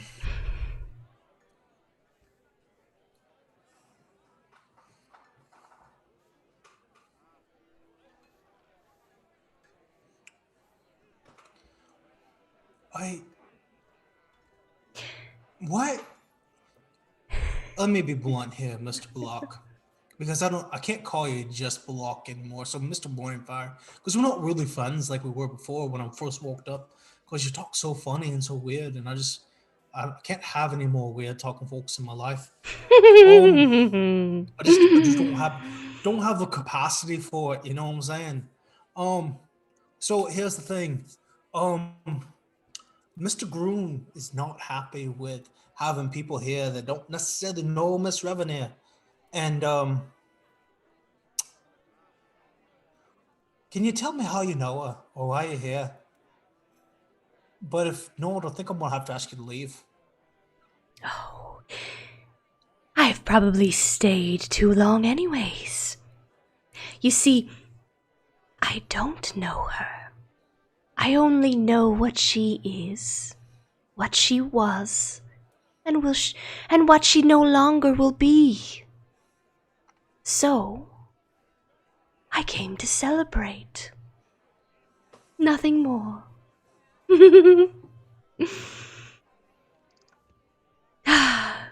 Such a sad thing, you know. I'm gonna knock the glass out of his hand.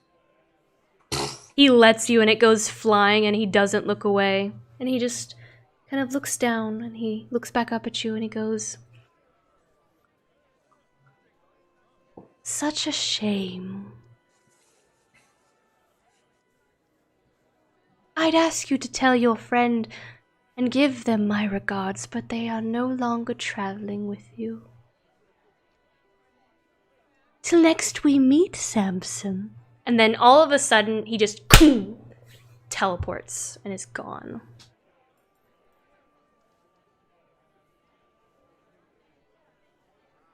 I look at the glass. Is it just like the one I have, or is it his? The glass? No, I mean, wait, what glass? The chalice I knocked out of his hand. Yeah, I mean, it's like any of the other chalices in the Saltstone Keep or whatever. I pocket it because it was once his. Okay. I will drink the remainder of the bottle before going back inside. Okay. Joining up with Uramir, you said you were going to talk to Rue. Yes. Okay.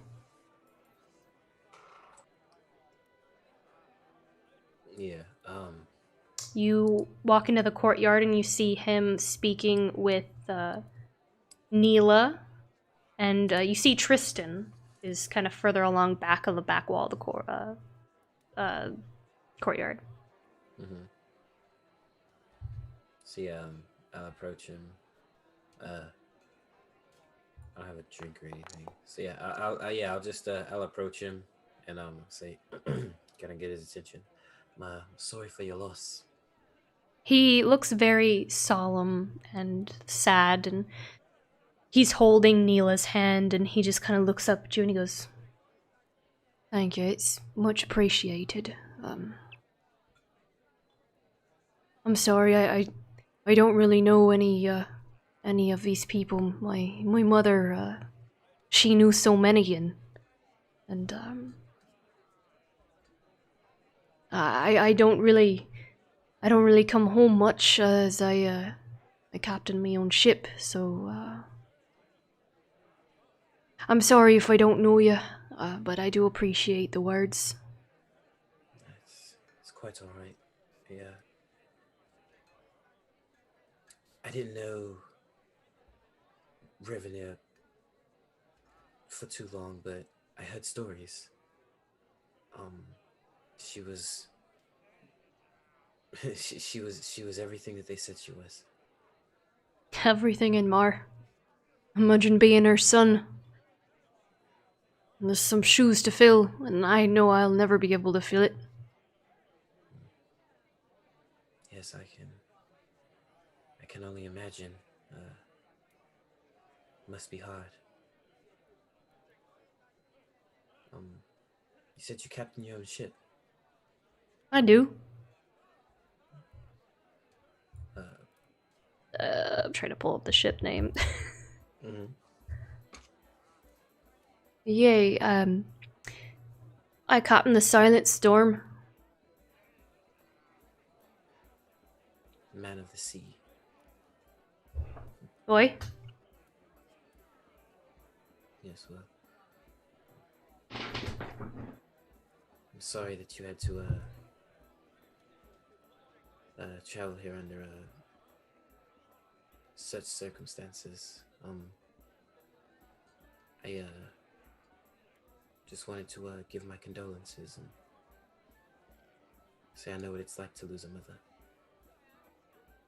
He just kind of like puts a hand on your shoulder and he goes, "It's a scar I don't feel will ever heal." Do you mind if I ask what happened? Do you know? To my mother. Yes. He just kind of like side eyes and looks around.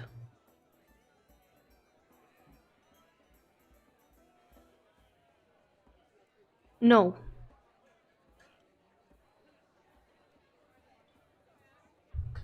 And I'm gonna roll.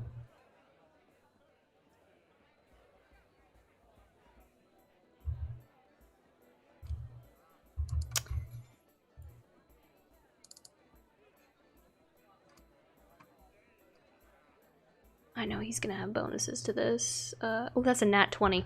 Yikes. You believe him. Okay.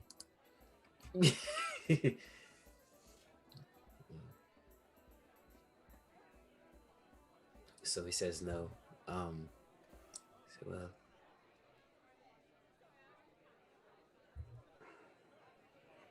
it must be rough. There are lots of rumors going about, and I just feel like knowing would probably help you rest easier or something. You know. I've heard things. Know about the fog and the wizard. Yeah, so the vampires. It Well, all seems a bit fantastical. I've already heard those tales.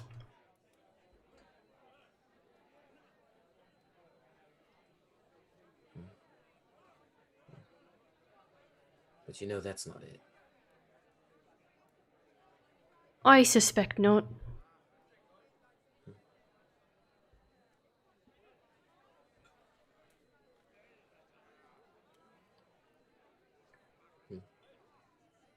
He just kind of looks you up as you kind of stand there. You look like you want to say something.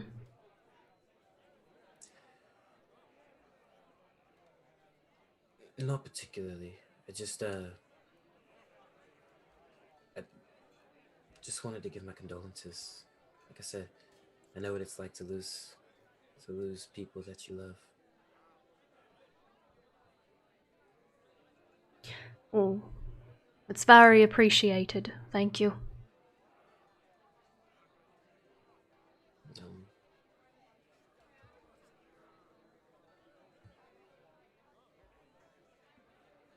Um, would it be possible to give the rest of the family my condolences as well?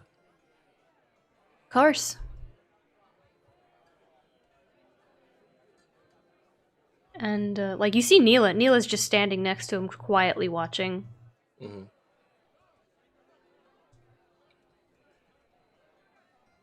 And did you mention is his dad there or? Tristan? Yeah. Tristan's not his dad. Okay. Tristan is his uncle. Tristan is Revenir's brother. Okay. Sorry, I didn't know how that It's okay. whole thing went. Yeah. Okay. So yeah, I'll you know, give them my condolences as well, and just kind of leave them to grieve, I guess. Okay. You rejoin the group. Yeah. you all are back together again. Are people actually like dancing in the ballroom, or are they all just kind of They're just conversing. standing around? Yeah, there isn't really dancing or anything. Yeah, I didn't think so. But I'm like, Mm-mm. didn't think so. Hmm.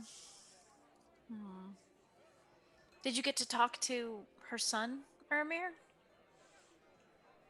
Yes.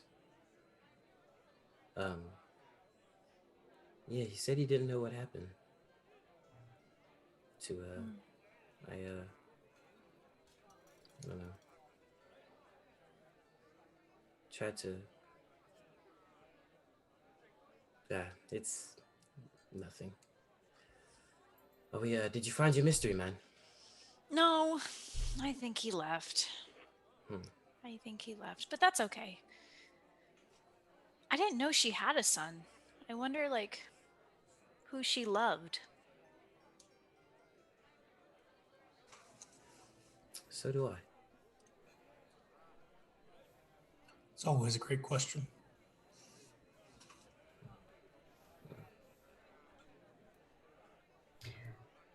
All right. I think with that, that's probably a good place to stop, unless you want to tell the group about what you just experienced, Samson. I think we should leave.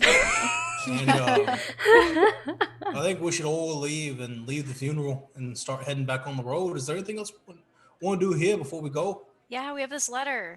We have to deliver it. Let's deliver the letter then. Well, but that guard wants like 5 silver. Here, give it to me. Okay. I turn into a bird. I fly up and give it and give it a Kai. Fly back down. Okay. They're up on the roof, and you do I'm a see bird. And you just drop it like a bomb, like a nuclear bomb, I guess. I land on Kaya's shoulder and drop it to her. And she just kind of like, because like her and Grun are up on the roof drinking, so. I fly away. All right. Problem solved. If only all of our problems could be solved by you turning into a bird. I know. Right? You know what? Half of them probably could, because then I just wouldn't be talking.